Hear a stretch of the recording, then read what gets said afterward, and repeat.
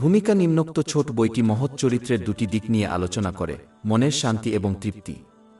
আলোচিত পাঠগুলো বাস্তবায়ন করা একজন মুসলমানকে মহৎ চরিত্র অর্জনে সাহায্য করবে। জামে আত তিরমিজি 2003 নম্বরে প্রাপ্ত হাদিস অনুসারে মহানবী হযরত মুহাম্মদ পরামর্শ দিয়েছেন যে বিচার দিবসের দাড়িপাল্লায় সবচেয়ে ভারী জিনিসটি হবে মহৎ চরিত্র। এটি মহানবী মুহাম্মদ সাল্লাল্লাহু আলাইহি ওয়াসাল্লামের গুণাবলীর মধ্যে একটি, যা মহান আল্লাহ পবিত্র কুরআনের 4 নং আয়াত আল কালামে প্রশংসা করেছেন। এবং প্রকৃতপক্ষে আপনি একটি মহান নৈতিক চরিত্রের। তাই মহৎ চরিত্র অর্জনের জন্য পবিত্র কুরআনের শিক্ষা ও মহানবী হযরত মুহাম্মদ সাল্লাল্লাহু আলাইহি ওয়াসাল্লামের ঐতিহ্য অর্জন ও আমল করা সকল মুসলমানের কর্তব্য।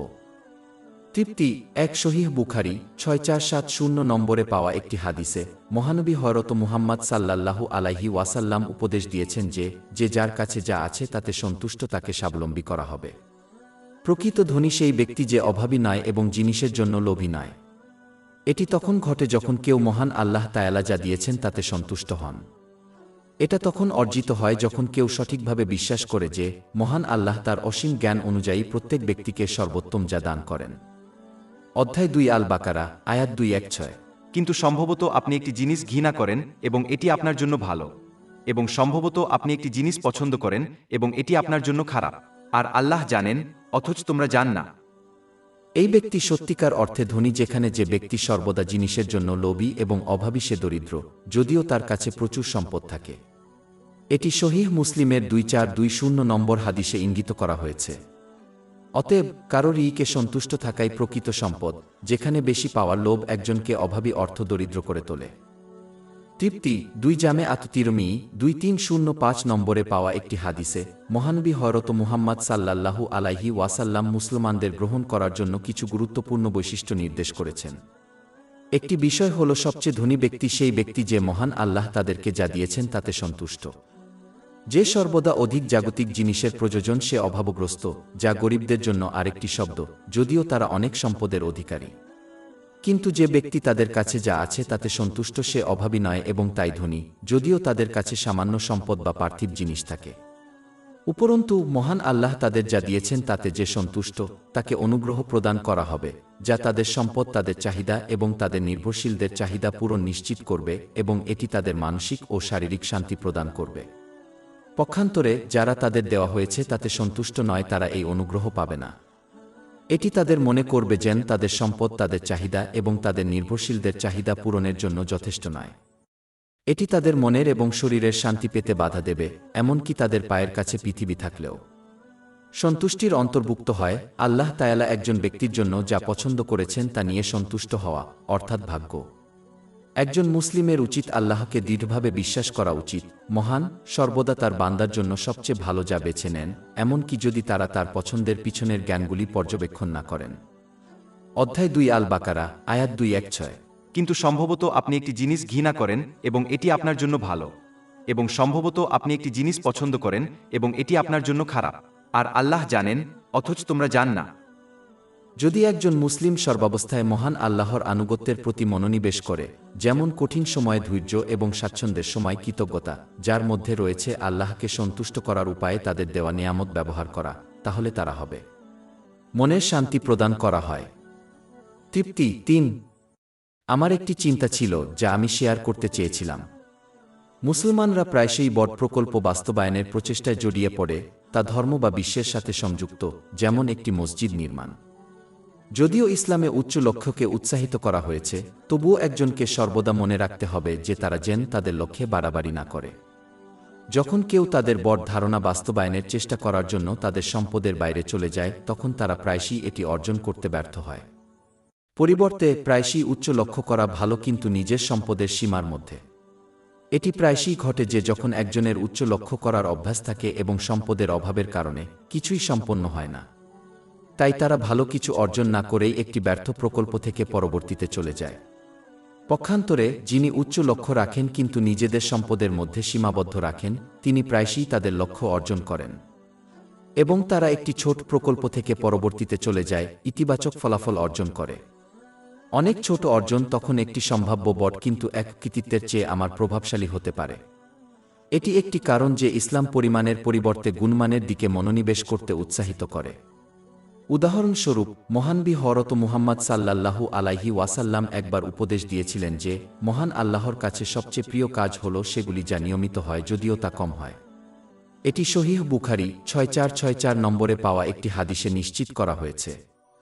অবশেষে যে ব্যক্তি তাদের সম্পদের সীমার মধ্যে লক্ষ্য রাখে তার ভালো এবং ইতিবাচক কাজগুলি করা ছেড়ে দেওয়ার সম্ভাবনা কম, কারণ তাদের সম্পদের সীমা ছাড়িয়ে যাওয়া এবং লক্ষ্য করা ব্যক্তির চেয়ে তাদের ইতিবাচক ফলাফল অর্জনের সম্ভাবনা বেশি। সমস্ত প্রশংসা বিশ্বজগতের প্রতিপালক আল্লাহর জন্য এবং শান্তি ও বরকত বর্ষিত হোক তার শেষ রাসূল মুহাম্মদ, তার সম্ভ্রান্ত পরিবার ও সাহাবীদের উপর। মন ও শরীরের শান্তি। আমার একটি চিন্তা ছিল যা আমি শেয়ার করতে চেয়েছিলাম। ঐশ্বরিক ধর্মগ্রন্থ জুড়ে এমন অনেক উদাহরণ রয়েছে যা নির্দেশ করে যে একজন ব্যক্তি কিভাবে কাজ করে সে অনুযায়ী তার সাথে আচরণ করা হবে। উদাহরণস্বরূপ পবিত্র কুরআনের একটি আয়াতে মহান আল্লাহ ঘোষণা করেছেন যে যে ব্যক্তি তাকে স্মরণ করবে তিনি তাকে স্মরণ করবেন। অধ্যায় 2 আল বাকারা, আয়াত 152। সুতরাং আমাকে স্মরণ কর, আমি তোমাকে মনে রাখ। আরেকটি উদাহরণ পাওয়া যায় অধ্যায় 2 আল বাকারা, আয়াত 40। আমার অঙ্গীকার তোমার উপর পূর্ণ কর যে আমি আমার কাছ থেকে তোমার চুক্তি পূর্ণ করব। অবশেষে জামে আত তিরমিজি 1924 নম্বরে পাওয়া একটি হাদিসে মহানবী মুহাম্মদ সাল্লাল্লাহু আলাইহি ওয়াসাল্লাম উপদেশ দিয়েছেন যে যে ব্যক্তি অন্যের প্রতি দয়া দেখায় মহান আল্লাহ তাকে দয়া করবেন। এটা খুবই স্পষ্ট যে মানুষ এই জগতে সংগ্রাম করে কারণ তারা মনের শান্তি এবং তৃপ্তি চায়। পূর্বের আলোচনার আলোকে একজন ব্যক্তি যখন অন্যকে শান্তিতে বসবাস করতে দেয় তখন প্রায় একজনের জীবনে শান্তি অর্জিত হয়। কেউ যদি তাদের নিজের জীবন নিয়ে চিন্তা করে তবে তারা বুঝতে পারবে যে মানুষ দুটি ভাগে বিভক্ত হতে পারে, যারা তাদের ব্যবসায় মন দেয় এবং অন্যদের শান্তিতে থাকতে দেয় এবং যারা করে না। যারা অন্যদের শান্তিতে থাকতে দেয় তারাই শান্তি লাভ করে, তা বোঝার জন্য প্রতিভা লাগে না। অন্যদিকে অন্য দলের সদস্যরা যতই পার্থিব আশীর্বাদের অধিকারী হোক না কেন তারা কখনই শান্তি পায় না। সুনানে ইবনে মাজাহ 3976 নম্বরে পাওয়া একটি হাদিসে মহানবী হযরত মুহাম্মদ উপদেশ দিয়েছেন যে একজন মুসলমান ততক্ষণ পর্যন্ত তাদের ইসলামকে পূর্ণাঙ্গ করতে পারে না যতক্ষণ না তারা এমন বিষয়গুলি এড়িয়ে চলে যা তাদের জন্য গুরুত্বপূর্ণ নয়। যারা এই উপদেশ উপেক্ষা করে এবং অন্য লোকেদের সাথে হস্তক্ষেপে ব্যস্ত তারাই শান্তি পায় না। তারা যেমন অন্যদের শান্তি থেকে বঞ্চিত করে, ফলে মহান আল্লাহ তাদেরকে তা থেকে বঞ্চিত করেন। অতএব মানসিক শান্তি অর্জনের একটি বড় পদক্ষেপ হল অন্যদের শান্তিতে থাকতে দেওয়া। এটা মনে রাখা জরুরি, এর অর্থ এই নয় যে একজনকে ভালো কাজের আদেশ দেওয়া এবং মন্দ কাজ থেকে নিষেধ করা উচিত, কারণ এটি একটি গুরুত্বপূর্ণ কর্তব্য। কিন্তু এর অর্থ হল যে সমস্ত জিনিসগুলি পাপ নয় সেগুলিকে একা ছেড়ে দেওয়া উচিত, কারণ ক্রমাগত অন্যদেরকে এমন বিষয়ে ধোঁকা দেওয়া যা বেআইনি নয় শুধুমাত্র শত্রুতা এবং মানুষের জীবনে শান্তি নষ্ট করে। এমন একটি দিন এবং যুগ ছিল যখন লোকেরা সমস্ত বৈধ এবং হারাম বিষয়ে অন্যদের পরামর্শ দেওয়া পছন্দ করত, এমনকি যদি এর অর্থ তারা নিজেদেরকে উন্নত করার জন্য নিজেদের সংস্কার করতে চেয়েছিল তখনও তাদের তিরস্কার করা হয়েছিল। কিন্তু সেই দিন পেরিয়ে গেছে অনেক দিন। আজকাল বেশিরভাগ লোকই হালাল অথচ অবাঞ্ছিত জিনিসগুলিকে ছেড়ে দেওয়া হারামের উপর তিরস্কার করা অপছন্দ করে। তাই এই মনোভাব পরিহার করাই উত্তম যদি কেউ তাদের জীবনে একটু শান্তি পেতে চায়। উপসংহারে, যে অন্যকে শান্তিতে থাকতে দেয় তাকে মহান আল্লাহ শান্তি দান করবেন। মন ও শরীরের শান্তি। 2 জামে আত তিরমিজি 2465 নম্বরে পাওয়া একটি হাদিসে মহানবী হযরত মুহাম্মদ সাল্লাল্লাহু আলাইহি ওয়াসাল্লাম উপদেশ দিয়েছেন যে যে ব্যক্তি এই জগতের জন্য প্রচেষ্টার চেয়ে আখেরাতের প্রস্তুতিকে অগ্রাধিকার দেবে তাকে তৃপ্তি দান করা হবে, তাদের বিষয়গুলি তাদের জন্য সংশোধন করা হবে এবং তারা সহজ উপায়ে তাদের নির্ধারিত রিক লাভ করবে। হাদিসের এই অর্ধেকটির অর্থ হল যে ব্যক্তি আল্লাহ মহান এবং সৃষ্টির প্রতি তাদের দায়িত্ব সঠিকভাবে পালন করবে, যেমন এই জগতের বাড়াবাড়ি এড়িয়ে গিয়ে তাদের পরিবারের ভরণপোষণের মতো বৈধ উপায়ে ভরণপোষণ করা, তাকে তৃপ্তি দেওয়া হবে। এটি তখনই হয় যখন কেউ লোভী না হয়ে এবং আরও জাগতিক জিনিস পাওয়ার জন্য সক্রিয়ভাবে চেষ্টা না করে তাদের যা আছে তাতে সন্তুষ্ট হয়। বাস্তবে যে ব্যক্তি তাদের যা আছে তাতেই সন্তুষ্ট সে প্রকৃত ধনী ব্যক্তি, যদিও তাদের কাছে সামান্য সম্পদ থাকে, কারণ তারা জিনিসের থেকে স্বাধীন হয়ে ওঠে। যে কোনো কিছুর স্বাধীনতাই একজনকে তার প্রতি শ্রদ্ধাশীল করে তোলে। তদ্বিরিক্ত এই মনোভাব একজনকে তাদের জীবনে উদ্ভূত যে কোনো জাগতিক সমস্যাগুলির সাথে স্বাচ্ছন্দ্যে মোকাবিলা করার অনুমতি দেবে। কারণ জগতের সাথে যত কম যোগাযোগ করবে এবং পরকালের দিকে মনোনিবেশ করবে তত কম পার্থিব সমস্যার মুখোমুখি হবে। একজন ব্যক্তি যত কম পার্থিব সমস্যার মুখোমুখি হবে তার জীবন তত বেশি আরামদায়ক হবে। উদাহরণস্বরূপ, যে একটি ঘরের অধিকারী তার কাছে 10টি ঘরের অধিকারী ব্যক্তির তুলনায় একটি ভাঙা কুকারের মতো সমস্যাগুলি মোকাবেলা করার জন্য কম সমস্যা থাকবে। অবশেষে এই ব্যক্তি সহজে এবং আনন্দের সাথে তাদের হালাল রিক প্রাপ্ত হবে। শুধু তাই নয়, মহান আল্লাহ তাদের রিকের মধ্যে এমন অনুগ্রহ স্থাপন করবেন যে এটি তাদের সমস্ত দায়িত্ব ও প্রয়োজনীয়তাকে ঢেকে দেবে, এটি তাদের এবং তাদের নির্ভরশীলদের সন্তুষ্ট করবে। আখেরাতের জন্য প্রস্তুতিকে অগ্রাধিকার দেওয়ার অর্থ হল একজনকে সর্বদা এমনভাবে কাজ করা এবং কথা বলা উচিত যা পরকালে তাদের উপকারে আসবে। যেমনটি আগে ব্যাখ্যা করা হয়েছে, এর মধ্যে অযথা বা অযৌক্তিক না হয়ে নিজের প্রয়োজনীয়তা এবং দায়িত্বগুলি পূরণ করার জন্য তার বৈধ বিধানের জন্য প্রচেষ্টা করা অন্তর্ভুক্ত। পরকালে কারো উপকারে আসবে না এমন কোনো কর্মকাণ্ড কমিয়ে আনতে হবে। এই পদ্ধতিতে কেউ যত বেশি আচরণ করবে তত বেশি তৃপ্তি পাবে এবং তাদের দৈনন্দিন কাজকর্ম তত সহজ হবে। উপরন্তু তারা পরকালের জন্যও পর্যাপ্তভাবে প্রস্তুতি নেবে, যার মধ্যে মহান আল্লাহকে সন্তুষ্ট করার উপায়ে দেওয়া নিয়ামত ব্যবহার করা জড়িত। অতএব তারা উভয় জগতে শান্তি ও সাফল্য অর্জন করে। কিন্তু এই হাদিসের অন্য অর্ধেক যেমন উল্লেখ করা হয়েছে, যে ব্যক্তি আখেরাতের জন্য প্রস্তুতির চেয়ে জড় জগতের জন্য প্রচেষ্টাকে অগ্রাধিকার দেয়, তাদের কর্তব্যকে অবহেলা করে বা এই জড় জগতের অপ্রয়োজনীয় ও বাড়াবাড়ির জন্য চেষ্টা করে, সে দেখতে পাবে যে তাদের প্রয়োজন অর্থ লোভ। কারণ পার্থিব জিনিস কখনো সন্তুষ্ট হয় না। এটি সংজ্ঞা অনুসারে তাদের অনেক সম্পদ থাকা সত্ত্বেও তাদের দরিদ্র করে তোলে।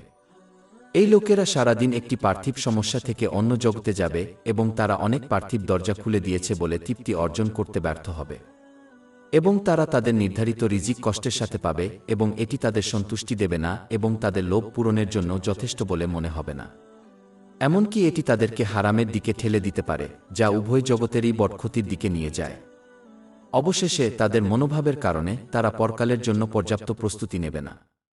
অতএব এই ব্যক্তি উভয় জগতে চাপ এবং অসন্তুষ্টি লাভ করে। মন ও শরীরের শান্তি ৩। আমার একটি চিন্তা ছিল যা আমি শেয়ার করতে চেয়েছিলাম। অনেকে অন্য লোকেদের নিয়ম ও আকাঙ্ক্ষা অনুসারে তাদের সুখের জন্য মান নির্ধারণ করে। এই মানসিকতার সমস্যা হল মানুষের ইচ্ছার উপর নির্ভর করে একজন দুঃখী বা সুখী হবে।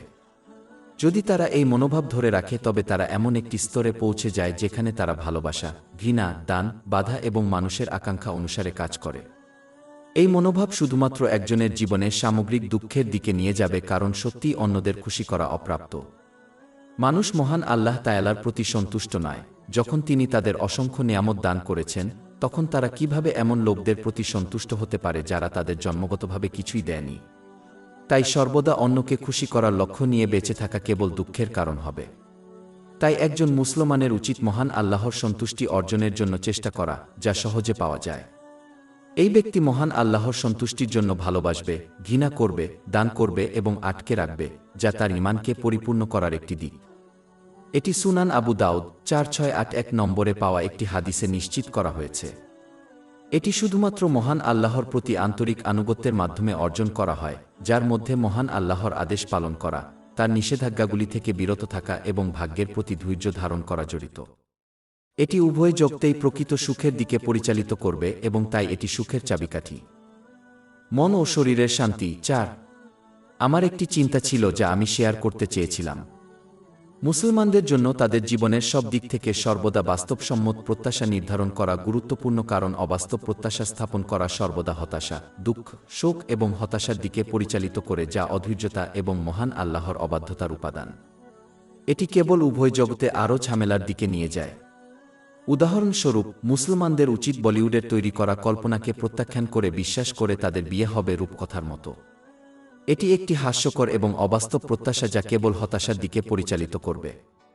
অন্যদিকে, যদি কেউ বুঝতে পারে যে বিবাহে অসুবিধা রয়েছে তবে সেগুলি দিয়ে কাজ করতে ইচ্ছুক, তবে তাদের সুখ এবং মানসিক শান্তি পাওয়ার সম্ভাবনা বেশি। উপরন্তু একজন মুসলমানের তাদের নিজস্ব পরিস্থিতি এবং জীবনের অর্থ অনুযায়ী বাস্তবসম্মত প্রত্যাশা নির্ধারণ করা উচিত, তাদের অন্যদের পর্যবেক্ষণ করা উচিত নয় এবং তাদের মান অনুযায়ী তাদের প্রত্যাশা নির্ধারণ করা উচিত। জামে আত তিরমিজি 2513 নম্বরে পাওয়া একটি হাদিসে এটি ইঙ্গিত করা হয়েছে। প্রকৃতপক্ষে একজন সত্যিকারের মুসলমান মানুষের প্রতি কোনো আশা রাখবে না, কারণ তারা কেবল মহান আল্লাহর উপর নির্ভর করবে এবং ভরসা করবে। তবে এটি অর্জনের জন্য একটি উচ্চ এবং বিরল মর্যাদা।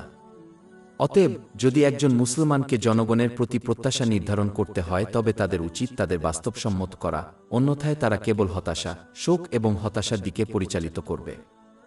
মন ও শরীরের শান্তি। কিছুক্ষণ আগে একটি নিউজ আর্টিকেল পড়েছিলাম যা আমি সংক্ষেপে আলোচনা করতে চেয়েছিলাম। সংবাদ নিবন্ধটি আমেরিকান সরকারের একজন মহিলা সিনিয়র সদস্যের বিষয়ে রিপোর্ট করেছে, যাকে বরখাস্ত করা হয়েছিল কারণ তিনি একটি আদেশ কার্যকর করতে অস্বীকার করেছিলেন যা স্পষ্টতই অনৈতিক এবং অনৈতিক ছিল।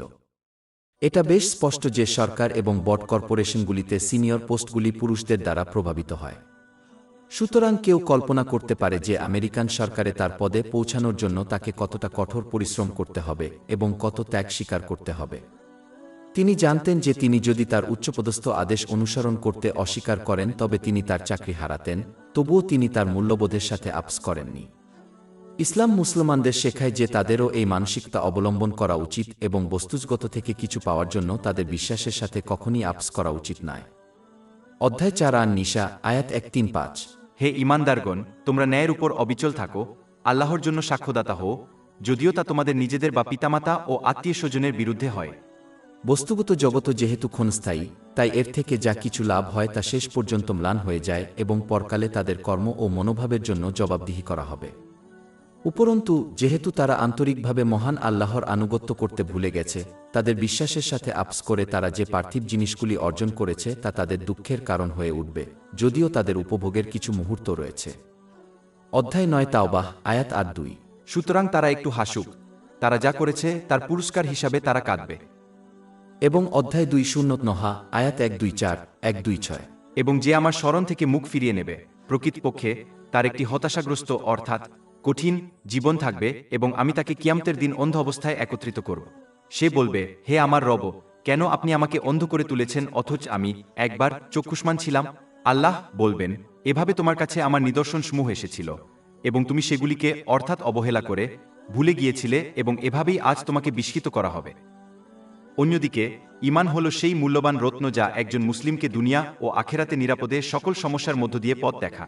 সুতরাং যে জিনিসটি অধিকতর কল্যাণকর ও দীর্ঘস্থায়ী এমন সামাজিক বিষয়ের জন্য যা উভয় জগতেই দুর্দশার কারণ হয়ে দাঁড়ায়, তার সাথে আপোষ করা স্পষ্ট মূর্খতা। 16, 97। যে ব্যক্তি সৎকাজ করবে, সে পুরুষ হোক বা নারী, সে মুমিন থাকা অবস্থায়, আমি অবশ্যই তাকে উত্তম জীবন দান করব এবং অবশ্যই তাদের প্রতিদান দেব পরকালে তারা যা করত তার সর্বোত্তম প্রতিদান। অনেক লোক, বিশেষত মহিলারা, তাদের জীবনে এমন মুহূর্তগুলির মুখোমুখি হবে যেখানে তাদের বিশ্বাসের সাথে আপোষ করা উচিত কিনা তা বেছে নিতে হবে।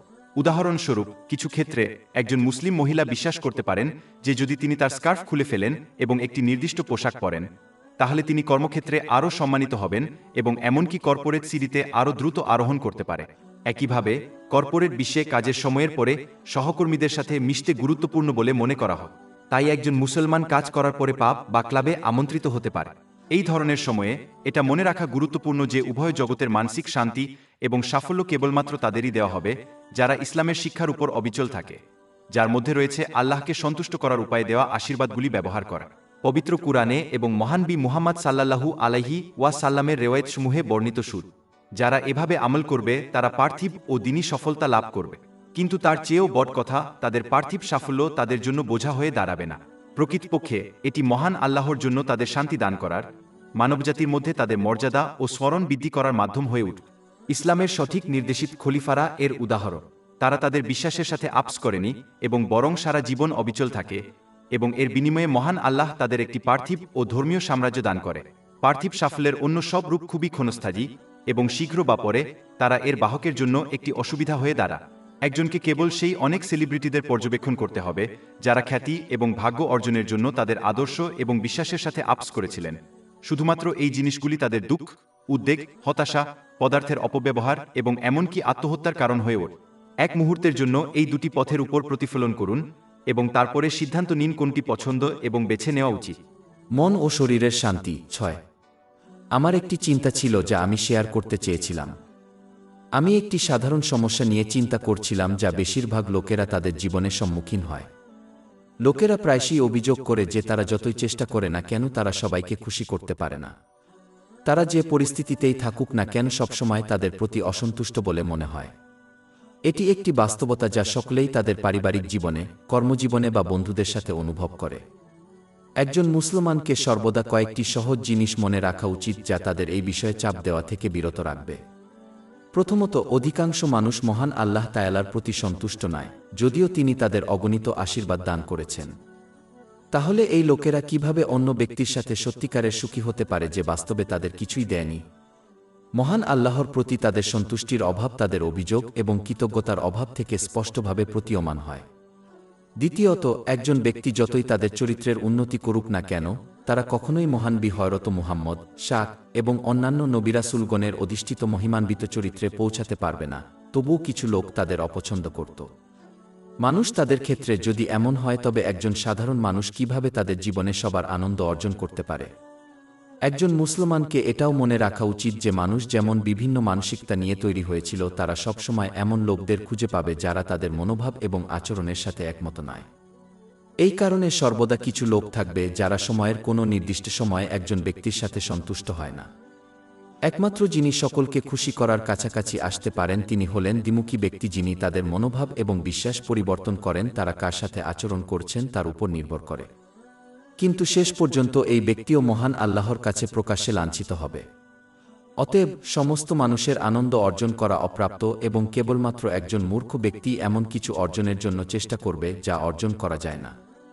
তাই একজন মুসলমানের উচিত মহান হযরত মুহাম্মদ সাল্লাল্লাহু আলাইহি ওয়াসাল্লামের রেওয়ায়েত অনুযায়ী ধৈর্যের সাথে নিয়তির মোকাবিলা করার মাধ্যমে তার আদেশ নিষেধ থেকে বিরত থেকে সর্বোপরি মহান আল্লাহর সন্তুষ্টিকে প্রাধান্য দেওয়ার চেষ্টা করা।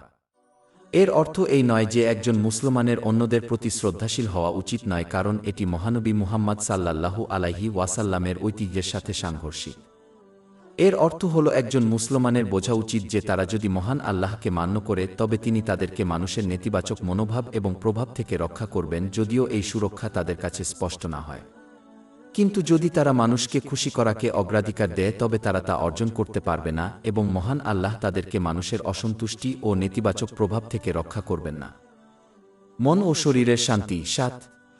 আমার একটি চিন্তা ছিল যা আমি শেয়ার করতে চেয়েছিলাম। যেহেতু সকল মানুষকে একইভাবে সৃষ্টি করা হয়নি, তাই তারা কিছু বিষয়ে দ্বিমত পোষণ করতে বাধ্য। ধর্মের সাথে সম্পর্কিত এবং হালাল এবং হারাম জিনিসগুলির মধ্যে পার্থক্যকারী বিষয়গুলিতে একজন মুসলমানকে অবশ্যই মহান আল্লাহর আনুগত্যের উপর অটল থাকতে হবে, তা সেগুলির সাথে চ্যালেঞ্জ বা দ্বিমত নির্বিশেষে। কিন্তু যেসব বিষয়ে বৈধ পার্থিব বিকল্পগুলির মধ্যে একটি বেছে নেওয়া হয়, সেক্ষেত্রে একজন মুসলমান অন্যদের কাছে অনুরোধ করার সময় তাদের মতামত দেওয়ার অধিকারী। কিন্তু অন্যরা তাদের মতামতের সাথে একমত না হলে তাদের সময় নষ্ট করা বা চাপ দেওয়া উচিত নয়। সময়ের সাথে সাথে যখন কেউ এই মতবিরোধকে ধরে রাখে তখন তারা মানুষের মধ্যে শত্রুতা তৈরি করতে পারে, যা ভাঙা এবং ভাঙা সম্পর্ক হতে পারে। এর ফলে মানুষের সাথে সম্পর্ক ছিন্ন করার পাপও হতে পারে। সুতরাং এই ধরনের ক্ষেত্রে মুসলমানদের জন্য গুরুত্বপূর্ণ বিষয়গুলিকে যেতে দেওয়া এবং তাদের মতামত এবং পছন্দের সাথে একমত না এমন কারো প্রতি নেতিবাচক অনুভূতি পোষণ না করা। পরিবর্তে তাদের উচিত নিজেদেরকে দ্বিমত পোষণ করতে রাজি হওয়া এবং কোনো অসুস্থ অনুভূতি ছাড়াই পরিস্থিতি থেকে এগিয়ে যাওয়া। যে ব্যক্তি এটি করতে ব্যর্থ হয় সে নিজেকে সবসময় তর্ক করে এবং অন্যদের জন্য শত্রুতা পোষণ করে, কারণ তারা তাদের বৈশিষ্ট্য এবং মানসিকতার পার্থক্যের কারণে নির্দিষ্ট বিষয় এবং বিষয়ে অন্যদের সাথে দ্বিমত পোষণ করতে বাধ্য। এই উপদেশ বোঝা এবং তার উপর কাজ করা এই পৃথিবীতে শান্তি খুঁজে পাওয়ার একটি শাখা। মন ও শরীরের শান্তি ৮। আমার একটি চিন্তা ছিল যা আমি শেয়ার করতে চেয়েছিলাম। ইসলামের শিক্ষা অনুসারে মুসলমানদের জন্য তাদের উপর মানুষের অধিকার যেমন তাদের পিতামাতার তা পূরণ করা গুরুত্বপূর্ণ। কিন্তু মানুষের স্বার্থে তাদের এটি করা উচিত নয় এবং মহান আল্লাহ কর্তৃক নির্ধারিত সীমা অতিক্রম করে তাদের কর্তব্যে সীমাবদ্ধ হওয়া উচিত নয়। এর পরিবর্তে একজনকে শুধুমাত্র মহান আল্লাহর সন্তুষ্টির জন্য কাজ করা উচিত এবং অন্যদের প্রতি তাদের কর্তব্য পালনের সময় তার দ্বারা নির্ধারিত সীমার মধ্যে থাকা উচিত। উদাহরণস্বরূপ, মানুষকে খুশি করার প্রক্রিয়ায় তারা মহান আল্লাহকে অমান্য করবে না। নিজের জীবন ও প্রচেষ্টাকে মানুষের জন্য উৎসর্গ করার সমস্যা, এমনকি কোনো পাপ না করলেও, একটি দিন অবশ্যই আসবে যখন এই ব্যক্তি বুঝতে পারবে যে তারা মানুষের জন্য এত প্রচেষ্টা উৎসর্গ করেছে কিন্তু বিনিময়ে তাদের কাছ থেকে কৃতজ্ঞতার মতো উল্লেখযোগ্য কিছুই পায়নি। এই মনোভাব জীবন ও মানুষের প্রতি তিক্ততার দিকে নিয়ে যায়। যদি কেউ এই মনোভাব ধরে রাখে তবে শেষ পর্যন্ত তারা মহান আল্লাহর প্রতি এবং বিশেষ করে মানুষের প্রতি তাদের কর্তব্য পালনে ব্যর্থ হবে। পক্ষান্তরে কেউ যখন মহান আল্লাহর সন্তুষ্টির জন্য কাজ করে, লোকেরা যতই কম কৃতজ্ঞতা প্রকাশ করুক না কেন তারা তাদের জন্য কাজ করার মতো তিক্ত হবে না এবং মহান আল্লাহর কাছ থেকে পুরস্কারের আশা রাখবে। যদি কারো উদ্দেশ্য আন্তরিক হয় তবে এটি তিক্ততা প্রতিরোধ করবে, কারণ তারা তাদের প্রচেষ্টার প্রতিদান আল্লাহর কাছে চায়, মানুষের নয়। লোকেরা কৃতজ্ঞতার অভাবের কারণে তাদের হতাশ করতে পারে, যেখানে মহান আল্লাহ তাদের প্রত্যাশার বাইরে তাদের পুরস্কৃত করবেন। মন ও শরীরের শান্তি নয়। কিছুক্ষণ আগে একটি নিউজ আর্টিকেল পড়েছিলাম যা আমি সংক্ষেপে আলোচনা করতে চেয়েছিলাম। এটি সামাজিক স্বাধীনতা এবং বিশেষ করে নারীদের অধিকার সম্পর্কে রিপোর্ট করেছে। প্রথমত, এটা বোঝা গুরুত্বপূর্ণ যে প্রধান জিনিস যা একজন মানুষকে পশু থেকে আলাদা করে তা হল মানুষ একটি উচ্চতর নৈতিক নিয়ম মেনে জীবনযাপন করে। যদি মানুষ এটা পরিত্যাগ করে এবং কেবল তাদের আকাঙ্ক্ষা অনুযায়ী কাজ করে তবে তাদের এবং পশুদের মধ্যে কোনো পার্থক্য থাকবে না। প্রকৃতপক্ষে লোকেরা আরও খারাপ হবে, কারণ তারা এখনও উচ্চ স্তরের চিন্তাভাবনার অধিকারী, তবুও পশুদের মতো বাঁচতে বেছে নেয়। দ্বিতীয়ত, মানুষ বাস্তবে স্বীকার করুক বা না করুক, প্রত্যেক ব্যক্তিই কোনো না কোনো ব্যক্তির সেবক। কেউ কেউ অন্যের সেবক, যেমন হলিউড এক্সিকিউটিভ, এবং তারা যা করতে আদেশ করেন তা করেন, এমনকি যদি তা বিনয় ও লজ্জাকে চ্যালেঞ্জ করে। অন্যরা তাদের আত্মীয় স্বজন এবং বন্ধুদের দাস এবং তাদের খুশি করার জন্য যা যা লাগে তাই করে। অন্যরা সবচেয়ে খারাপ ধরনের সেবক, কারণ তারা পশুদের মতো এবং সমাজের দুষ্ট লোকদের মতো, যেমন পেডোফাইল এবং ধর্ষকদের মতো, কেবল তাদের নিজস্ব ইচ্ছা পূরণ করে। দাসত্বের সর্বোত্তম ও সর্বোত্তম রূপ হচ্ছে মহান আল্লাহর বান্দা হওয়া। ইতিহাসের পাতা উল্টালে এটা সুস্পষ্টভাবে প্রতীয়মান হয় যে যারা মহান আল্লাহর বান্দা ছিলেন, যেমন নবী করিম সাল্লাল্লাহু আলাইহি ওয়াসাল্লাম, তাদেরকে এই পৃথিবীতে সর্বোচ্চ সম্মান ও সম্মান দেওয়া হয়েছিল এবং থাকবে। পরের এই মঞ্জুর শতাব্দী এবং সহস্রাব্দ পেরিয়ে গেছে, তবুও তাদের নাম ইতিহাসের স্তম্ভ এবং আলোকবর্তিকা হিসাবে স্মরণ করা হয়। অথচ যারা অন্যের, বিশেষ করে নিজের কামনাবাসনার সেবক হয়েছিলেন, তারা শেষ পর্যন্ত দুনিয়াতে লাঞ্ছিত হয়েছিলেন এবং মানসিক ব্যাধি ও মাদকের আসক্তিতে জর্জরিত হয়েছিলেন, যদিও তারা কিছু পার্থিব মর্যাদা অর্জন করেছিলেন এবং তারা ইতিহাসে নিছক পাট্টিকা হয়েছিলেন। মিডিয়া খুব কমই তাদের মনে রাখে, যারা রিপোর্ট করার জন্য পরবর্তী ব্যক্তির দিকে যাওয়ার আগে কয়েক দিনের বেশি সময় ধরে চলে যায়। তাদের জীবনের সময় এই লোকেরা অবশেষে দুঃখিত, একাকী, হতাশাগ্রস্ত এবং এমনকি আত্মঘাতী হয়ে ওঠে, কারণ তাদের আত্মা এবং শালীনতা তাদের পার্থিব প্রভুদের কাছে বিক্রি করে তারা যে তৃপ্তি খুঁজছিল তা তাদের দেয়নি। এই সুস্পষ্ট সত্য বুঝতে পণ্ডিত হওয়ার দরকার নেই। সুতরাং মানুষকে যদি বান্দা হতেই হয় তবে তারা মহান আল্লাহর বান্দা হওয়া উচিত, কেননা স্থায়ী সম্মান, মহিমা ও প্রকৃত সাফল্য কেবল এতেই নিহিত। অধ্যায় 1:6 আন-নাহল, আয়াত 9-7। যে ব্যক্তি সৎকাজ করবে, সে পুরুষ হোক বা নারী, সে মুমিন থাকা অবস্থায়, আমি অবশ্যই তাকে উত্তম জীবন দান করব এবং অবশ্যই তাদের প্রতিদান দেব পরকালে, তারা যা করত তার সর্বোত্তম প্রতিদান। মন ও শরীরের শান্তি 1:0। যারা অবিশ্বাস করে বা ইসলামে তাদের বিশ্বাসের উপর কাজ করা এড়িয়ে যায়, তারা বস্তুগত জগত এবং এর ভিতরের জিনিসগুলির প্রতি ভালোবাসার কারণে তা করে। তারা বিশ্বাস করে যে তাদের বিশ্বাসের উপর বিশ্বাস করা বা কাজ করা তাদের পার্থিব আশীর্বাদের অর্থ উপভোগ করতে বাধা দেবে। তাদের জন্য বিশ্বাস এমন একটি জিনিস যা তাদের আকাঙ্ক্ষাকে সীমাবদ্ধ করে এবং তাই তারা আক্ষরিক বা বাস্তবিকভাবে এটি থেকে দূরে সরে যায়। পরিবর্তে তারা বস্তুজগতের দিকে ফিরে যায় এবং বিধিনিষেধ ছাড়াই তাদের আকাঙ্ক্ষা পূরণের চেষ্টা করে এবং বিশ্বাস করে যে প্রকৃত শান্তি এতে নিহিত রয়েছে। যারা তাদের কর্মকে নিয়ন্ত্রণ করে এবং তাদের পার্থিব আশীর্বাদকে মহান আল্লাহকে সন্তুষ্ট করার উপায়ে ব্যবহার করে তাদের বিশ্বাসকে গ্রহণ করে এবং বাস্তবায়িত করে, তাদের প্রতি তারা অবজ্ঞা করে। তারা বিশ্বাস করে যে এই ধার্মিক মুসলমানরা নিচু দাস, যাদেরকে নিজেদের ভোগ করা থেকে সীমাবদ্ধ করা হয়েছে, অথচ তারা কাফের এবং বিপদগামীরা স্বাধীন। কিন্তু প্রকৃতপক্ষে এটি সত্য থেকে আরও বেশি হতে পারে না, কারণ প্রকৃত বান্দা তারাই যারা মহান আল্লাহকে মেনে নিতে এবং আত্মসমর্পণ করতে ব্যর্থ হয়, এবং শ্রেষ্ঠ তারাই যারা বিশ্বের দাসত্ব থেকে মুক্ত হয়ে এটি করেছে। এটি একটি উদাহরণ দ্বারা বোঝা যায়। একজন ভালো পিতামাতা তাদের সন্তানের খাবারের ধরনকে সীমাবদ্ধ করবেন, যার অর্থ তারা তাদের শুধুমাত্র একবারে জাঙ্ক এবং অস্বাস্থ্যকর খাবার খেতে দেবেন এবং পরিবর্তে তাদের একটি স্বাস্থ্যকর ডায়েট অনুসরণ করতে বাধ্য করবেন। এই শিশুটি তাই বিশ্বাস করে যে তাদের পিতামাতা তাদের উপর অবাঞ্ছিত বিধিনিষেধ আরোপ করেছেন এবং তারা তাদের পিতামাতার এবং তাদের স্বাস্থ্যকর খাবারের দাস হয়ে উঠেছে।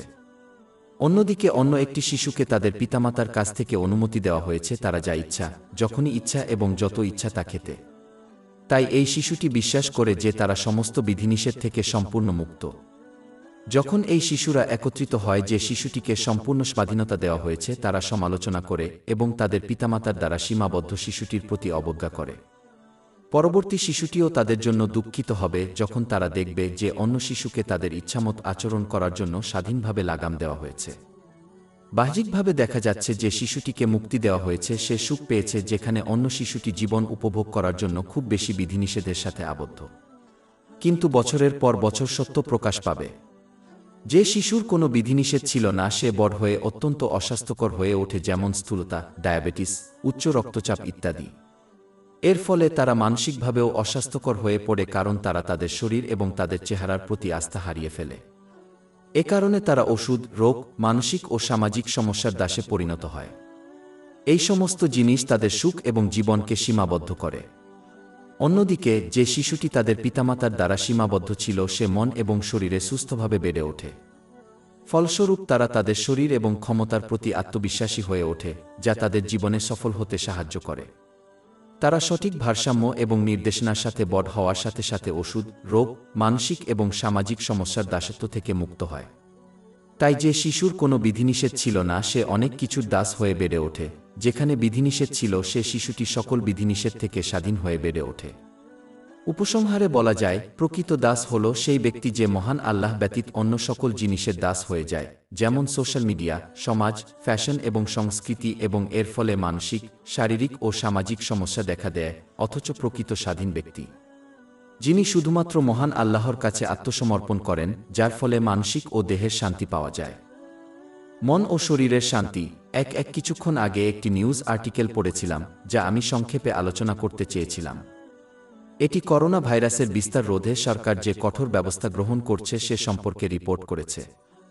যেহেতু লোকেদের একটি লকডাউন টাইপ পরিস্থিতিতে রাখা হয়েছে, এটি মুসলমানদেরকে স্থায়ী লকডাউনের অর্থ, মৃত্যুকে স্মরণ করিয়ে দেওয়া উচিত। মানুষ যেভাবে তাদের নিত্য প্রয়োজনীয় জিনিসপত্র যেমন খাদ্য মজুত করার জন্য ছুটছে, তেমনি একজন মুসলমানের উচিত উভয় জগতে সফল হওয়ার জন্য প্রয়োজনীয় জিনিসপত্র মজুত করার দিকে ধাবিত হওয়া উচিত, অর্থাৎ মহান আল্লাহর আনুগত্য, যা তার পূরণ করা জড়িত। হুকুম, তার নিষেধ থেকে বিরত থাকা এবং মহানবী হযরত মুহাম্মদ সাল্লাল্লাহু আলাইহি ওয়াসাল্লামের রেওয়ায়েত অনুযায়ী ধৈর্যের সাথে নিয়তির মুখোমুখি হওয়া। এর ফলে একজন নিশ্চিত করে যে তারা যে আশীর্বাদগুলিকে মঞ্জুর করা হয়েছে তা মহান আল্লাহকে সন্তুষ্ট করার উপায়ে ব্যবহার করে। অজানা সময়ে শীঘ্রই ঘটবে এমন স্থায়ী লকডাউনের জন্য প্রস্তুত হওয়ার জন্য মুসলমানদের ইসলামী জ্ঞান অর্জন ও তার উপর কাজ করে লকডাউনে থাকার সুযোগ গ্রহণ করা উচিত। উপরন্তু মুসলমানদের উচিত তাদের জীবন, কর্ম এবং তারা যে পথে চলছে তার প্রতি সত্যিকারভাবে প্রতিফলিত করে তাদের বাড়িতে থাকা সময়কে কাজে লাগাতে হবে। এটা বোঝা অত্যাবশ্যক যে যিনি মহান আল্লাহর সন্তুষ্টির জন্য আন্তরিকভাবে তাদের জীবনকালে তাদের কর্মের মূল্যায়ন ও বিচার করেন, তিনি আল্লাহ মহান এবং সৃষ্টির প্রতি তাদের চরিত্র উন্নত করতে অনুপ্রাণিত হবেন। এটি নিশ্চিত করবে যে তারা এই পৃথিবীতে সঠিকভাবে আচরণ করবে, মহান আল্লাহকে সন্তুষ্ট করার উপায়ে তাদের প্রদত্ত আশীর্বাদগুলি ব্যবহার করে, এর ফলে মানসিক প্রশান্তি লাভ করবে এবং এই আত্মপ্রতিফলন নিশ্চিত করবে যে তারা কিয়ামতের দিন একটি সহজ বিচার পাবে। অধ্যায় ১:৬ আন-নাহল, আয়াত ৯-৭। যে ব্যক্তি সৎ কাজ করবে, সে পুরুষ হোক বা নারী, সে মুমিন থাকা অবস্থায়, আমি অবশ্যই তাকে উত্তম জীবন দান করব এবং অবশ্যই তাদের প্রতিদান দেব পরকালে তারা যা করত তার সর্বোত্তম প্রতিদান। কিন্তু যারা নিজেদের বিচার করে তাদের সময়ের সদ্ব্যবহার করতে ব্যর্থ হবে তারা গাফিলতিতে থাকবে এবং তাই তারা এই পৃথিবীতে কঠিন জীবন অনুভব করবে, কারণ তারা তাদের দেওয়া নেয়ামতের অপব্যবহার করেছে এবং কিয়ামতের দিন তারা কঠোর ও কঠিন বিচারের সম্মুখীন হবে। অধ্যায় ২:০ আয়াত ১-২-৪।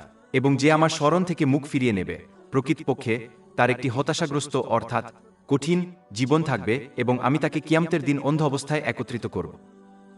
অবশেষে এই প্রতিফলন ঘটতে অসম্ভাব্য যখন কেউ অত্যধিক উপাসনা করে, বিশেষ করে যে ভাষায় তারা বোঝে না। এই প্রতিফলন তখনই ঘটে যখন কেউ পবিত্র কুরআন এবং মহানবী হযরত মুহাম্মদ সাল্লাল্লাহু আলাইহি ওয়াসাল্লামের ঐতিহ্য অধ্যয়ন ও আমল করে। একটি বোতামের ক্লিকে প্রচুর জ্ঞান পাওয়া যায়, তাই মুসলমানদের কোনো অজুহাত ছাড়া বাকি থাকে না। মন ও শরীরের শান্তি। ১-২ আমি একটি সংবাদ নিবন্ধ পড়েছিলাম যা আমি সংক্ষেপে আলোচনা করতে চেয়েছিলাম। এটি আধুনিক দিনের কাজের চাপ এবং একজনের জীবনে শান্তি খুঁজে পাওয়ার বিষয়ে রিপোর্ট করেছে। এই পৃথিবীতে মানসিক শান্তি অর্জন করা তাদের ধর্ম বা সামাজিক শ্রেণী নির্বিশেষে সকল মানুষের জন্য একটি সর্বজনীন লক্ষ্য এবং লক্ষ্য। মানুষ কেন এই জগতে সংগ্রাম করে, দীর্ঘ সময় ধরে কাজ করে এবং তাদের বেশিরভাগ প্রচেষ্টা এই জগতের জন্য উৎসর্গ করে, তার এটাই চূড়ান্ত কারণ। লোকেরা এমন একটি জীবন পেতে চায় যেখানে তাদের কোনো চাপ বা উদ্বেগ নেই, যেমন আর্থিক অসুবিধা। কিন্তু এটা আশ্চর্যজনক যে মানুষ, বিশেষ করে মুসলিমরা কিভাবে ভুল জায়গায় মনের শান্তি খোঁজে। ঠিক যেমন একজন ব্যক্তি যে ফুটবল খেলা দেখতে চায় তবুও ক্রিকেট ম্যাচে যায়। মহান আল্লাহ তাআলা স্পষ্ট করে বলেছেন যে প্রকৃত মানসিক শান্তি কেবল তার আনুগত্যের মধ্যেই নিহিত রয়েছে, যার মধ্যে রয়েছে তিনি যে আশীর্বাদগুলি দিয়েছেন তা ব্যবহার করে তাকে সন্তুষ্ট করার উপায়। যেমন পবিত্র কুরআন এবং পবিত্র নবী মুহাম্মদের ঐতিহ্যে বর্ণিত হয়েছে, শান্তি এবং তার উপর বরকত বর্ষিত হোক। অধ্যায় 1 আর রাদ, আয়াত 2-8। নিঃসন্দেহে আল্লাহর স্মরণে অন্তরগুলি আশ্বস্ত হয়। যে ব্যক্তি সৎকাজ করবে, সে পুরুষ হোক বা নারী, সে মুমিন থাকা অবস্থায়, আমি অবশ্যই তাকে উত্তম জীবন দান করব এবং অবশ্যই তাদের প্রতিদান দেব পরকালে তারা যা করত তার সর্বোত্তম প্রতিদান।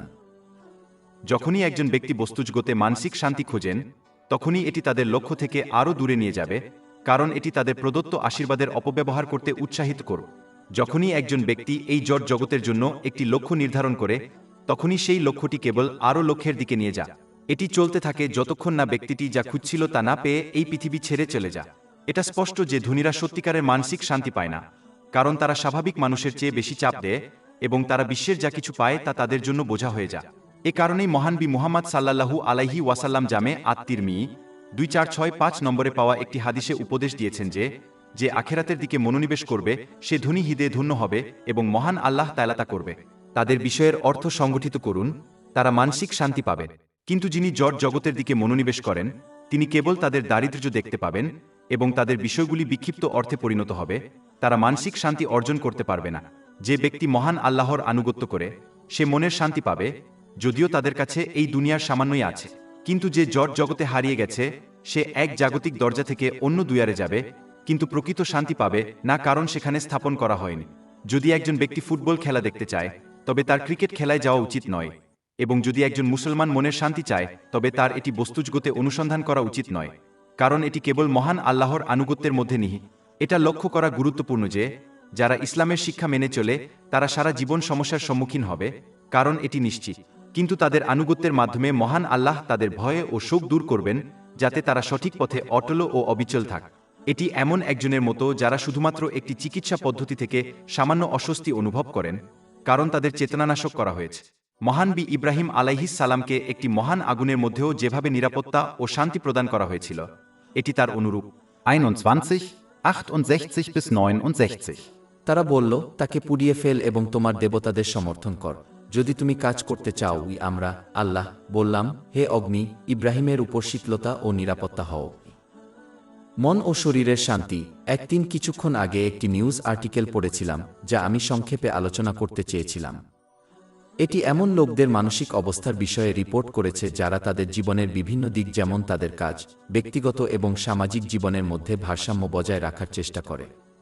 একটি জিনিস যা একজন ব্যক্তিকে এর সাথে যুক্ত স্ট্রেস এড়াতে সাহায্য করতে পারে তা হলো একটি ভারসাম্যপূর্ণ মনের অবস্থা গ্রহণ করা। এটি তখনই হয় যখন কেউ তাদের আবেগকে এমনভাবে নিয়ন্ত্রণ করার চেষ্টা করে যে তারা নিজেকে চরম মানসিক অবস্থা অনুভব করতে দেয় না, কারণ এটি প্রায়শই চাপ এবং মানসিক ব্যাধির দিকে পরিচালিত করে। এটি পবিত্র কুরআনের 5-7 অধ্যায় আল হাদিদ, আয়াত 2-3 এ নির্দেশিত হয়েছে, যাতে আপনি নিরাশ না হন তার জন্য, এবং তিনি আপনাকে যা দিয়েছেন তার জন্য গর্বিত না হন। ইসলাম কাউকে আবেগ দেখাতে নিষেধ করে না, কারণ এটি মানুষের একটি অংশ। কিন্তু এটি মনের একটি ভারসাম্যপূর্ণ অবস্থার পরামর্শ দেয়, যেখানে কেউ এক চরম আবেগ থেকে অন্য আবেগে না যায়। কঠিন পরিস্থিতিতে দুঃখিত হওয়া গ্রহণযোগ্য, তবে একজনকে হতাশ হওয়া উচিত নয়, যা চরম দুঃখ, কারণ এটি প্রায়শই বিষণ্ণতার মতো অন্যান্য মানসিক ব্যাধির দিকে পরিচালিত করে। এবং সুখী হওয়া গ্রহণযোগ্য, তবে একজনকে অতিরিক্ত সুখী হওয়া উচিত নয়, উল্লাস করা, কারণ এটি প্রায়শই উভয় জগতে পাপ এবং অনুশোচনার কারণ হতে পারে। একজন মুসলিমকে কঠিন সময়ে তাদের কাছে থাকা অগণিত আশীর্বাদগুলিকে স্মরণ করে একটি ভারসাম্যপূর্ণ মানসিক অবস্থা অর্জনের চেষ্টা করা উচিত, যা চরম দুঃখ যেমন হতাশাকে বাধা দেয়। এবং স্বাচ্ছন্দ্যের সময়ে তাদের মনে রাখা উচিত যে তাদের খুশি করার জন্য তাদের জবাবদিহি করা হবে, এবং যদি তারা এটির অপব্যবহার করে বা এর সাথে যুক্ত দায়িত্ব পালনে ব্যর্থ হয়, তবে তারা এর জন্য শাস্তির মুখোমুখি হতে পারে। উপরন্তু তারা যদি মহান আল্লাহকে সন্তুষ্ট করার উপায়ে আশীর্বাদ ব্যবহার করে, তবে তারা উভয় জগতেই অধিক নিয়ামত লাভ করবে। অধ্যায় 1-4 ইব্রাহিম, আয়াত 7। এবং মনে কর, যখন তোমার পালনকর্তা ঘোষণা করেছিলেন, যদি তুমি কৃতজ্ঞ হও, তবে আমি অবশ্যই তোমাকে বাড়িয়ে দেব। এইভাবে আচরণ করা একজনকে অতিরিক্ত সুখী হওয়া থেকে বিরত রাখবে, যেমন উল্লসিত মনের একটি ভারসাম্যপূর্ণ অবস্থা সর্বদা সর্বোত্তম, যা চরম মেজাজের নেতিবাচক প্রভাবকে প্রতিরোধ করে। এটি একজন মুসলিমকে প্রকৃত মানসিক শান্তি এবং মহান আল্লাহর আনুগত্যের কাছাকাছি নিয়ে যাবে, যার মধ্যে রয়েছে তার আদেশ পালন করা, তার নিষেধাজ্ঞাগুলি থেকে বিরত থাকা এবং ধৈর্যের সাথে ভাগ্যের মোকাবিলা করা, পবিত্র নবী মুহাম্মদ সাল্লাল্লাহু আলাইহি ওয়াসাল্লামের ঐতিহ্য অনুসারে। তার উপর এটি উভয় জগতের একটি ভারসাম্যপূর্ণ মানসিক অবস্থা এবং মন ও শরীরের শান্তি পেতে সহায়তা করে। অধ্যায় 1:6 আন-নাহল, আয়াত 9-7। যে ব্যক্তি সৎকাজ করবে, সে পুরুষ হোক বা নারী, সে মুমিন থাকা অবস্থায়, আমি অবশ্যই তাকে উত্তম জীবন দান করব এবং অবশ্যই তাদের প্রতিদান দেব পরকালে, তারা যা করত তার সর্বোত্তম প্রতিদান। মন ও শরীরের শান্তি। 1:4 অনেক লোক এই জগতে আরও বেশি কিছু অর্জন করার চেষ্টা করে, যদিও তারা ইতিমধ্যে অনেক পার্থিব সাফল্য অর্জন করেছে। যদিও ইসলাম এই ধরনের মানসিকতাকে নিষিদ্ধ করে না যতক্ষণ না হারাম জিনিসগুলি এড়ানো হয়। একজন মুসলিমের একটি গুরুত্বপূর্ণ বাস্তবতা বোঝা উচিত। এটা স্পষ্ট যে অনেক পার্থিব সম্পদ, যেমন ধনসম্পদের দ্বারা মানসিক শান্তি পাওয়া যায় না।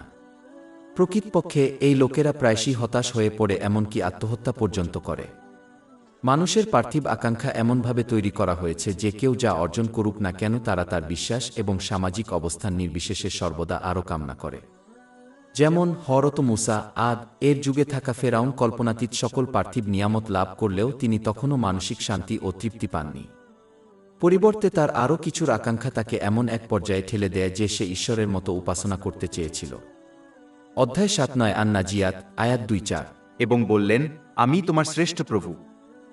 একজন ব্যক্তি যা ইচ্ছা পূরণ করুক না কেন, এটি কেবল তাদের আরও কিছু কামনা করার দিকে নিয়ে যায়। যে ব্যক্তি 2টি বাড়ির মালিক, সে 3টি চায়। কোটিপতি হতে চায়। এ কারণেই মহানবী হযরত মুহাম্মদ সহিহ বুখারী 6439 নম্বরে পাওয়া একটি হাদিসে সতর্ক করেছেন যে যার কাছে সোনার একটি উপত্যকা রয়েছে, সে কেবল অন্যটি কামনা করবে।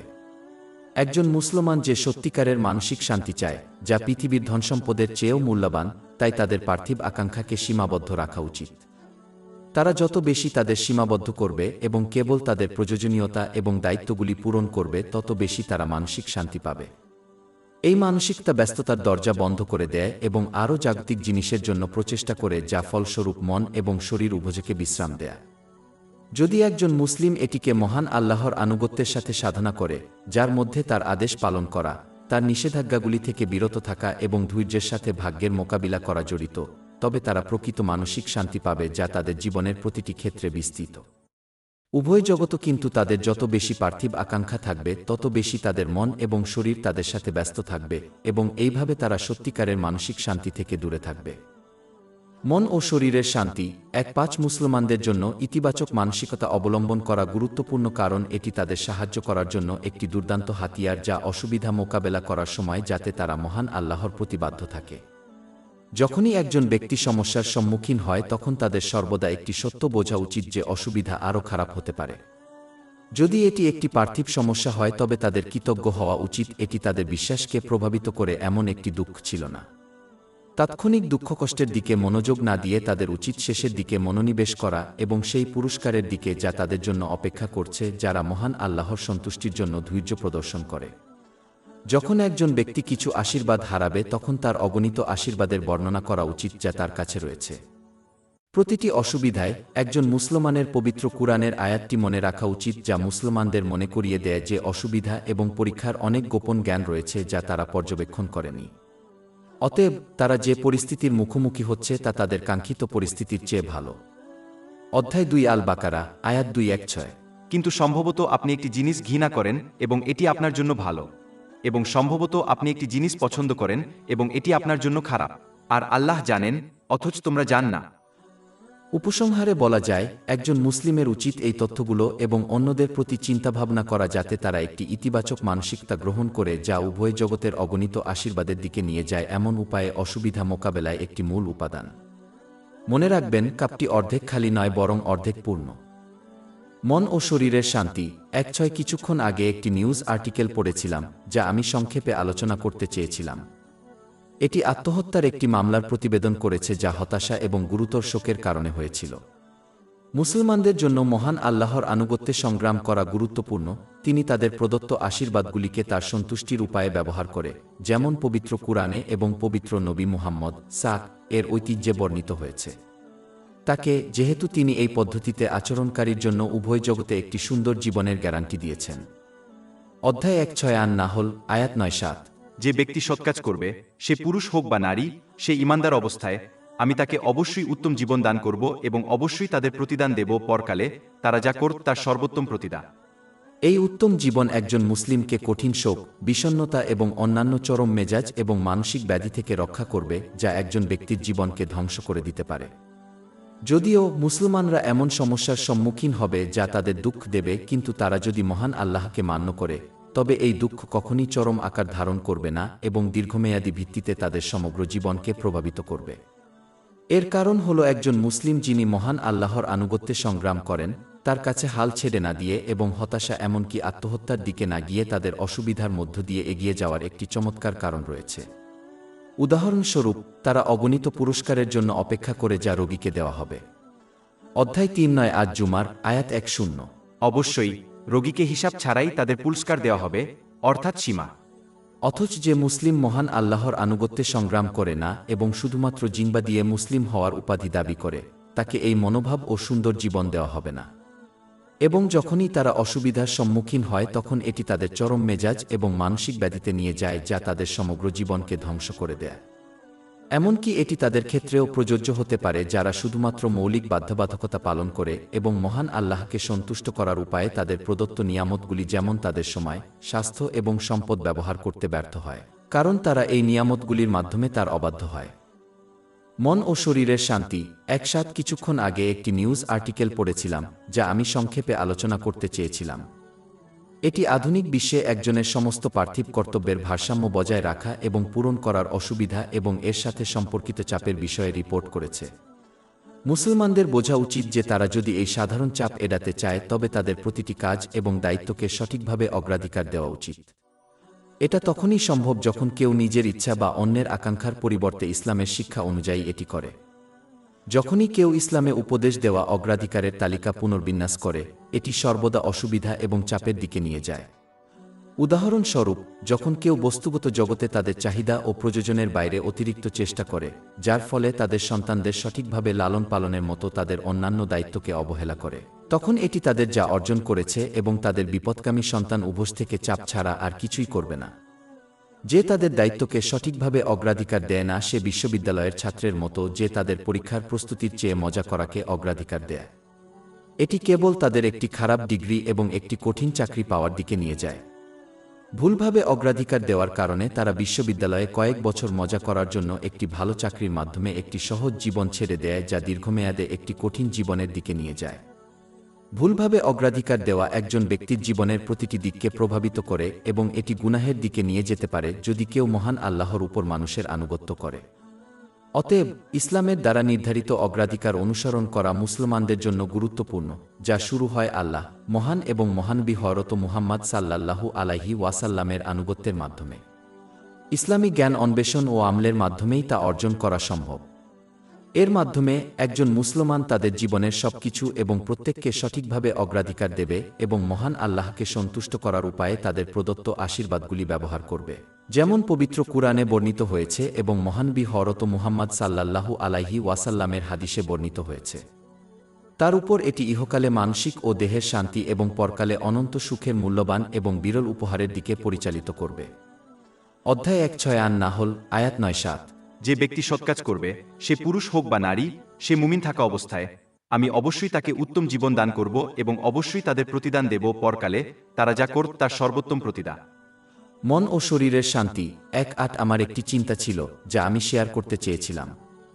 মুসলমানরা প্রায়শই এই বিশ্বাসে প্রতারিত হয় যে যদিও পবিত্র কুরআন এবং মহানবী হযরত মুহাম্মদ সাল্লাল্লাহু আলাইহি ওয়াসাল্লামের ঐতিহ্য শেখা এবং আমল করা পরকালে জান্নাতের দিকে নিয়ে যায়, তবুও তারা যদি এই পথ বেছে নেয় তবে তারা হতাশ হবে। এই পৃথিবীতে তারা নিশ্চিত যে এই পৃথিবীতে শান্তি কেবল একজনের আকাঙ্ক্ষা পূরণের মধ্যে নিহিত, যেখানে ইসলাম মানুষকে তাদের আকাঙ্ক্ষাকে নিয়ন্ত্রণ করতে শেখায়, তাদের মুক্ত করতে নয়। তাই তাদের মনে ইহলোকে শান্তি এবং পরকালের শান্তি উভয়ই দুটি ভিন্ন পথের মাধ্যমে পাওয়া যায়। এটা সম্পূর্ণ অসত্য, কারণ মহান আল্লাহ প্রকৃতপক্ষে উভয় জগতের মানসিক শান্তি এক সরল পথে, ইসলামের পথে রেখেছেন। সোশ্যাল মিডিয়া, ফ্যাশন এবং সংস্কৃতির দ্বারা একজনকে বোকা বানানো উচিত নয় এবং সর্বদা মনে রাখা উচিত যে হৃদয়ের নিয়ন্ত্রক, যা মনের শান্তির কেন্দ্র, তিনি মহান আল্লাহ ছাড়া আর কেউ নন। অর্থ মহান আল্লাহ তায়ালা একাই ঠিক করেন কে এই দুনিয়ায় মানসিক শান্তি পাবে, যেমন তিনি একাই ঠিক করেন কে পরকালে জান্নাত লাভ করবে। অতএব মহান আল্লাহ তায়ালার আন্তরিক আনুগত্যে উভয় জগতেই মানসিক শান্তি অন্বেষণ করতে হবে। পবিত্র কুরআন এবং পবিত্র নবী মুহাম্মদ সাল্লাল্লাহু আলাইহি ওয়াসাল্লামের ঐতিহ্যে বর্ণিত আশীর্বাদগুলিকে তার সন্তুষ্টির উপায়ে ব্যবহার করা এর সাথে জড়িত। অধ্যায় ১৬ আন-নাহল, আয়াত ৯-৭। যে ব্যক্তি সৎকাজ করবে, সে পুরুষ হোক বা নারী, সে মুমিন থাকা অবস্থায়, আমি অবশ্যই তাকে উত্তম জীবন দান করব এবং অবশ্যই তাদের প্রতিদান দেব পরকালে, তারা যা করত তার সর্বোত্তম প্রতিদান। যদি কেউ ভুলভাবে বিশ্বাস করে যে এই পৃথিবীতে মানসিক শান্তি এবং পরলোকগত শান্তি দুটি ভিন্ন পথের মাধ্যমে পাওয়া যায়, তবে তারা অবশ্যম্ভাবীভাবে এই পৃথিবীতে মানসিক শান্তি লাভের চেষ্টা করবে এবং আখেরাতের জন্য কার্যত প্রস্তুতি নিতে বিলম্ব করবে। এই মনোভাব শুধুমাত্র তাদের উভয় জগতে মানসিক শান্তি পেতে বাধা দেবে। অধ্যায় ২ নহা, আয়াত ১-২-৪, ১-২-৬। এবং যে আমার স্মরণ থেকে মুখ ফিরিয়ে নেবে, প্রকৃতপক্ষে তার একটি হতাশাগ্রস্ত অর্থাৎ কঠিন জীবন থাকবে এবং আমি তাকে কিয়ামতের দিন অন্ধ অবস্থায় একত্রিত করব। সে বলবে, হে আমার রব, কেন আপনি আমাকে অন্ধ করে তুলেছেন অথচ আমি একবার চক্ষুষ্মান ছিলাম? আল্লাহ বলবেন, এভাবে তোমার কাছে আমার নিদর্শনসমূহ এসেছিল এবং তুমি সেগুলিকে অর্থাৎ অবহেলা করে ভুলে গিয়েছিলে এবং এভাবেই আজ তোমাকে বিস্মিত করা হবে। মন ও শরীরের শান্তি এক নয় আমার একটি চিন্তা ছিল যা আমি শেয়ার করতে চেয়েছিলাম। এটি ব্যাপকভাবে স্বীকৃত যে যখন একটি উদ্ভাবন তার অস্তিত্বের প্রাথমিক লক্ষ্য পূরণ করতে ব্যর্থ হয় তখন এটি একটি ব্যর্থতা হিসাবে বিবেচিত হয়, যদিও এটি অনেক ভালো বৈশিষ্ট্যের অধিকারী হয়। উদাহরণস্বরূপ, একটি উচ্চমানের ক্যামেরার মতো অনেকগুলি চমৎকার বৈশিষ্ট্য সহ একটি ফোন ব্যর্থ বলে গণ্য হবে যদি এটি ফোন কল করার জন্য ব্যবহার করা না যায়, যা এটির প্রাথমিক কাজ। একইভাবে মানুষ মহান আল্লাহর একটি উদ্ভাবন এবং সৃষ্টি, একটি নির্দিষ্ট উদ্দেশ্য নিয়ে। অধ্যায় ৫-১ আদ-ধরিয়াত, আয়াত ৫-৬। এবং আমি জিন ও মানুষকে আমার ইবাদত ছাড়া সৃষ্টি করিনি। মানবজাতির একমাত্র উদ্দেশ্য হল ইবাদত করা, অর্থ করা, মহান আল্লাহর আনুগত্য করা। এই আন্তরিক আনুগত্যের মধ্যে রয়েছে মহান আল্লাহর হুকুম পালন করা, তার নিষেধাজ্ঞা থেকে বিরত থাকা এবং মহানবী হযরত মুহাম্মদ সাল্লাল্লাহু আলাইহি ওয়াসাল্লামের রেওয়ায়েত অনুযায়ী ধৈর্যের সাথে ভাগ্যের মোকাবিলা করা। এটি নিশ্চিত করবে যে একজন ব্যক্তি আল্লাহ কর্তৃক প্রদত্ত প্রতিটি আশীর্বাদকে তার সন্তুষ্টির উপায়ে ব্যবহার করবে। কিন্তু যে ব্যক্তি তাদের উদ্দেশ্য পূরণে ব্যর্থ হয় সে অর্থহীন ও উদ্দেশ্যহীন জীবনযাপন করবে, যদিও সে অনেক পার্থিব সাফল্য অর্জন করে। সমাজের দিকে তাকালেই তা স্পষ্ট হয়। তারা স্পষ্টভাবে দেখতে পাবে যে যারা অনেক পার্থিব সাফল্য অর্জন করেছে তারা অন্য কারো তুলনায় সবচেয়ে বেশি দুশ্চিন্তাগ্রস্ত, মানসিক চাপ, হতাশাগ্রস্ত এবং মাদক ও অ্যালকোহলে আসক্ত। এটি ঘটে যখন তারা তাদের সৃষ্টির উদ্দেশ্য পূরণ করতে ব্যর্থ হয়, যার ফলে তারা মহান আল্লাহ কর্তৃক প্রদত্ত নেয়ামতের অপব্যবহার করে। অধ্যায় ২ নহা, আয়াত ১-২-৪। এবং যে ব্যক্তি আমার স্মরণ থেকে মুখ ফিরিয়ে নেবে, তার জীবন হবে হতাশাগ্রস্ত অর্থাৎ কঠিন। একজন মুসলমানকে অবশ্যই নিজেদেরকে এই বিশ্বাসে বোকা বানানো উচিত নয় যে তাদের একটি উদ্দেশ্যপূর্ণ জীবন আছে যদি তারা তাদের পার্থিব আশীর্বাদগুলিকে আল্লাহকে সন্তুষ্ট করার উপায়ে ব্যবহার করতে ব্যর্থ হয়, এমনকি যদি তারা দৈনিক ৫ ওয়াক্ত নামাজের মতো মৌলিক বাধ্যবাধকতা পালন করে। একজনের উদ্দেশ্য কয়েকটি দৈনিক এবং বার্ষিক আচার অনুষ্ঠান এবং অনুশীলনের বাইরে প্রসারিত। এটি আসলে একজনের প্রতিটি শ্বাস এবং জীবনের প্রতিটি দিককে অন্তর্ভুক্ত করে, যেমন আর্থিক, ব্যক্তিগত, সামাজিক, কাজ এবং পারিবারিক জীবন। যে মুসলমান তাদের উদ্দেশ্য পূরণে ব্যর্থ হয় তারা একটি ফুলদানির মতো যা বাইরে থেকে সুন্দর দেখায়, তারা যেমন মৌলিক কর্তব্য পালন করে কিন্তু ফুলদানি যেমন ভিতরে শূন্য থাকে তেমনি তাদের জীবনও। এই কারণেই অনেক মুসলমান যারা মৌলিক বাধ্যবাধকতা পালন করে তারা এখনও মানসিক চাপ এবং বিষণ্ণতা অনুভব করে, কারণ তারা বুঝতে ব্যর্থ হয় যে তাদের উদ্দেশ্য তাদের পুরো জীবনকে ঘিরে থাকে, দিনের কয়েক ঘন্টা বা বছরের কয়েক দিন নয়। সমাজ, ফ্যাশন, সংস্কৃতি এবং সামাজিক যোগাযোগ মাধ্যমের অন্ধ অনুকরণের কারণে এই বাস্তবতা মুসলিম সহ অনেকের কাছে উপেক্ষিত হওয়ার একটি প্রধান কারণ। যখন কেউ তাদের বুদ্ধি ব্যবহার করতে ব্যর্থ হয় তখন তারা মিথ্যা বিশ্বাস করবে যে একটি অর্থপূর্ণ জীবন পার্থিব জিনিসের মধ্যে পাওয়া যায়, যেমন সম্পদ, একটি পেশা, বন্ধু বা পরিবার। একজনকে অবশ্যই গবাদি পশুর মতো কাজ করা এড়িয়ে চলতে হবে এবং এর পরিবর্তে ইসলামিক শিক্ষা থেকে শিখতে হবে এবং অন্যের জীবন পছন্দ এবং তাদের পরিণতি পর্যবেক্ষণ করে শিখতে হবে। যখন কেউ এটি সঠিকভাবে করে তখন তারা বুঝবে যে একটি অর্থপূর্ণ অস্তিত্ব জাগতিক জিনিসের পিছনে পড়ে থাকে না, এটি কেবল নিজের সৃষ্টির উদ্দেশ্য পূরণের মধ্যেই নিহিত থাকে, ঠিক যেমন একটি আবিষ্কারকে মূল্য দেওয়া হয় যা তার সৃষ্টির প্রাথমিক কাজটি পূরণ করে। এটাকে চিনতে না পারাটাই মানবজাতির আসল ট্র্যাজেডি। সমস্ত মানুষকে অবশ্যই তাদের সৃষ্টির উদ্দেশ্য পূরণের জন্য সচেষ্ট হতে হবে, যার মধ্যে রয়েছে পবিত্র কুরআনে বর্ণিত এবং মহান বি হযরত মুহাম্মদ এর ঐতিহ্যের বর্ণনা অনুসারে মহান আল্লাহকে সন্তুষ্ট করার উপায়ে তাদের প্রদত্ত আশীর্বাদগুলি ব্যবহার করা। শুধুমাত্র এটি উভয় জগতে একটি অর্থপূর্ণ, উদ্দেশ্যপূর্ণ এবং শান্তিপূর্ণ জীবনের দিকে পরিচালিত করে। অধ্যায় 1-3 আর রাদ, আয়াত 2-8। নিঃসন্দেহে আল্লাহর স্মরণে অন্তর প্রশান্তি লাভ করে। এবং অধ্যায় 1-6 আন নাহল, আয়াত 9-7। যে ব্যক্তি সৎকাজ করবে, সে পুরুষ হোক বা নারী, সে মুমিন থাকা অবস্থায়, আমি অবশ্যই তাকে উত্তম জীবন দান করব এবং অবশ্যই তাদের প্রতিদান দেব পরকালে, তারা যা করত তার সর্বোত্তম প্রতিদান। মন ও শরীরের শান্তি 2 পবিত্র কুরআন এবং মহান বি হযরত মুহাম্মদ এর ঐতিহ্যের অন্যতম মৌলিক উদ্দেশ্য হল এই পৃথিবীতে মানুষের শরীর ও মনের শান্তি অর্জন করা। অধ্যায় 1-3 আর রাদ, আয়াত 2-8। নিঃসন্দেহে আল্লাহর স্মরণে অন্তর প্রশান্তি লাভ করে। এবং অধ্যায় 1-6 আন নাহল, আয়াত 9-7। যে ব্যক্তি সৎকাজ করবে, সে পুরুষ হোক বা নারী, সে মুমিন থাকা অবস্থায়, আমি অবশ্যই তাকে উত্তম জীবন দান করব এবং অবশ্যই তাদের প্রতিদান দেব পরকালে, তারা যা করত তার সর্বোত্তম প্রতিদান। এটি তখনই অর্জিত হয় যখন কেউ আন্তরিকভাবে নির্দেশনার এই দুটি উৎসের আনুগত্য করে এবং অনুসরণ করে, যা ফলস্বরূপ একজনকে সঠিকভাবে প্রদত্ত আশীর্বাদগুলিকে সঠিকভাবে ব্যবহার করার জন্য নির্দেশিত করে, অর্থাৎ মহান আল্লাহকে সন্তুষ্ট করার উপায়ে, এবং তাদের জিনিস ও মানুষকে অগ্রাধিকার দিতে সহায়তা করে, তাদের জীবনে সঠিকভাবে যাতে তারা মানসিক এবং শরীরের শান্তি পায়। এটি একটি বইয়ের লাইব্রেরির মতো যা সঠিক ক্রমে সাজানো হয়েছে, যা একজন ব্যক্তিকে ন্যূনতম ঝামেলার সাথে তাদের প্রয়োজনীয় বইটি সহজেই খুঁজে পেতে দেয়। পক্ষান্তরে, যে ব্যক্তি হেদায়েতের দুটি উৎসের নির্দেশনা অনুসরণ করতে ব্যর্থ হয়, এর ফলে তাদের দেওয়া নিয়ামতের অপব্যবহার করে এবং নিজের জীবনের জিনিস ও মানুষকে ভুলভাবে অগ্রাধিকার দেয়, সে যেন বইয়ের একটি লাইব্রেরি যা সম্পূর্ণ অসংগঠিত। এই লাইব্রেরিতে একটি নির্দিষ্ট বই খুঁজে পাওয়া অত্যন্ত কঠিন, চাপযুক্ত এবং সময়সাপেক্ষ হবে এবং একজন ব্যক্তি তার পছন্দসই বইটি খুঁজে নাও পেতে পারেন। একটি সংগঠিত গ্রন্থাগারের মতো, যখন কেউ আন্তরিকভাবে নির্দেশনার দুটি উৎসকে মেনে চলে এবং অনুসরণ করে, তখন তারা তাদের জীবনের মধ্যে সবকিছুকে তার সঠিক জায়গায় স্থাপন করবে, যার ফলে তাদের মানসিক এবং শরীরের শান্তির দিকে পরিচালিত করবে। অধ্যায় 1 ইউনুস, আয়াত 5-7-5-8। হে মানবজাতি, তোমাদের কাছে তোমাদের পালনকর্তার পক্ষ থেকে উপদেশ এসেছে এবং অন্তরে যা আছে তার নিরামজ এবং ঈমানদারদের জন্য হেদায়েত ও রহমত। বলুন, আল্লাহর অনুগ্রহে এবং তার রহমতে এতেই তারা আনন্দ করুক, তারা যা জমা করে তার চেয়ে এটি উত্তম। মন ও শরীরের শান্তি 2-1। আমার একটি চিন্তা ছিল যা আমি শেয়ার করতে চেয়েছিলাম। এটি সাধারণত গৃহীত হয় যে মানসিক এবং শরীরের শান্তি পেতে একজনকে অবশ্যই একটি সংগঠিত এবং ভারসাম্যপূর্ণ মানসিক এবং শারীরিক অবস্থা পেতে হবে। উদাহরণস্বরূপ, একটি সংগঠিত এবং ভারসাম্যপূর্ণ অবস্থা বইয়ের একটি লাইব্রেরির মতো যা একটি ভালো ক্রমানুসারে সংগঠিত হয়, যা একজনকে তার পছন্দসই বইটি সহজেই খুঁজে পেতে দেয়। যেখানে একটি অসংগঠিত এবং ভারসাম্যহীন অবস্থা বইয়ের একটি অসংগঠিত গ্রন্থাগারের মতো যা একটি নির্দিষ্ট বই খুঁজে পাওয়া কঠিন এবং চাপযুক্ত করে তোলে। মন এবং শরীরের একটি সংগঠিত এবং ভারসাম্যপূর্ণ অবস্থা একজনকে তার জীবনের সবকিছু এবং প্রত্যেককে তাদের উপযুক্ত জায়গায় স্থাপন করার অনুমতি দেয়, যার ফলে তারা তাদের জীবনের কিছু দিকগুলিতে চরম হওয়া এড়িয়ে যায় এবং অন্যান্য দিকগুলিকে অবহেলা করে। এর ফলে মন ও শরীরে শান্তি আসে। কিন্তু এটি লক্ষ্য করা গুরুত্বপূর্ণ যে সমাজ, ফ্যাশন এবং সংস্কৃতি অনুসরণ করার সময় কেউ এই ফলাফল অর্জন করতে পারে না, কারণ এই জিনিসগুলি প্রকৃতিগতভাবে চঞ্চল এবং প্রায়শই এক চরম থেকে অন্য প্রান্তে দোল খায়। উদাহরণস্বরূপ, কয়েক বছর আগে যা বিচ্যুতিপূর্ণ আচরণ হিসেবে বিবেচিত হতো তা আজ আদর্শ হিসেবে বিবেচিত হয়।